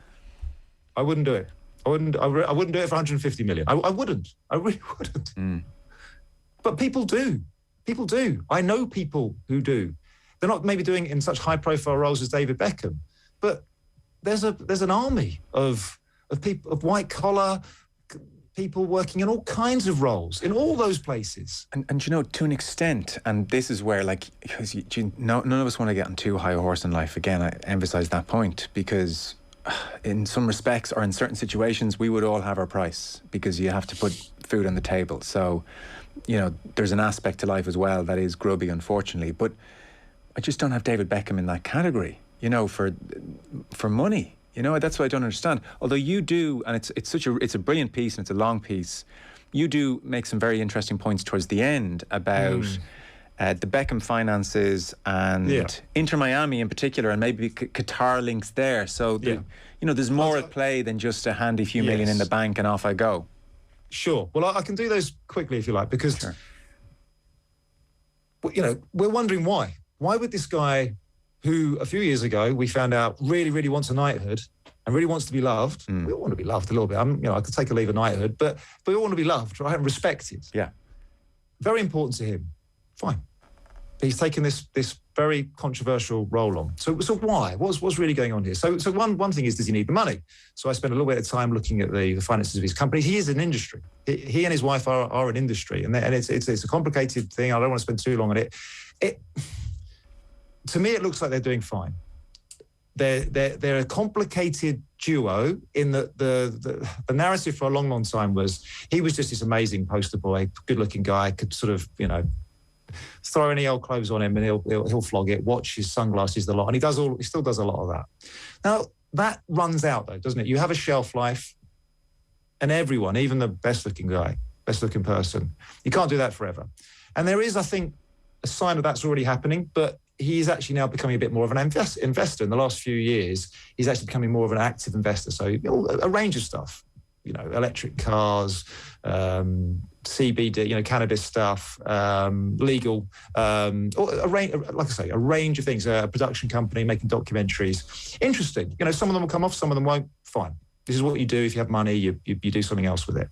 But the narrative was always that Victoria Beckham, posh spice, of course, very into fashion. It was sort of a bit of a kind of vanity project, and Beckham was kind of funding her, and that's been true. You know, there's large sums of money that go from sort of the David Beckham side of the business to the Victoria Beckham side of the business, which has been loss-making for a very long time. What I've seen since writing the piece, I've learned a bit more that Victoria Beckham's actually quite close to making it. You know, genuinely, she's actually got quite good at it. I'm wearing a bloody hoodie, so what do I know about fashion? But she's in all the right shops. She goes to all the right places. She's learned the hard way. She's got good people around her. And while she's not quite cracked it yet, she's getting pretty close. And her business is the sort of business that will be bought by someone big and will do boom and will do well. So that long kind of flow of money from David Beckham to Victoria Beckham could well be reversed. Now, the short answer here is I don't think he needs the money. It's not like they're running out of cash. They've lost a couple of contracts. They lost some of these Chinese contracts. They had to sort of unwind a business with it's all a bit complicated. They had to unwind a business with a couple of Chinese billionaires. They also had to buy out a former partner, Simon Fuller, who did Pop Idol, his first business partner. So a couple of things that are complicated around his businesses, but by and large, he's okay. Now, I think the more interesting angle is Inter Miami. Inter Miami is his big thing. It's been his big. It's what he's spending a lot of time doing. It's not going very well. You know, you can look it up yourself. They've already breached the rules for the salary cap. They haven't succeeded. They've run 2 years now, and they've been pretty hopeless on the pitch. Crucially, they are not playing in Miami.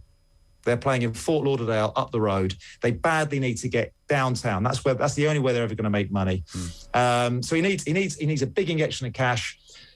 He's been talking to the Qataris about that for years. He finished his career at PSG. There's a Qataris quite like Miami.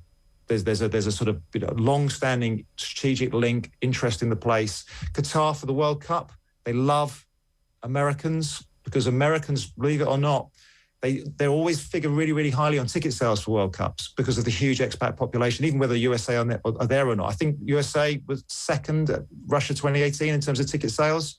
So it's very important for the Qatar 2022 project that they're in America. They've just opened Qatar Airways have just opened a route between Doha and Miami. So look, there are things at play, and Qatar Airways were an original idea to be on the shirt of Inter Miami. They went a different way.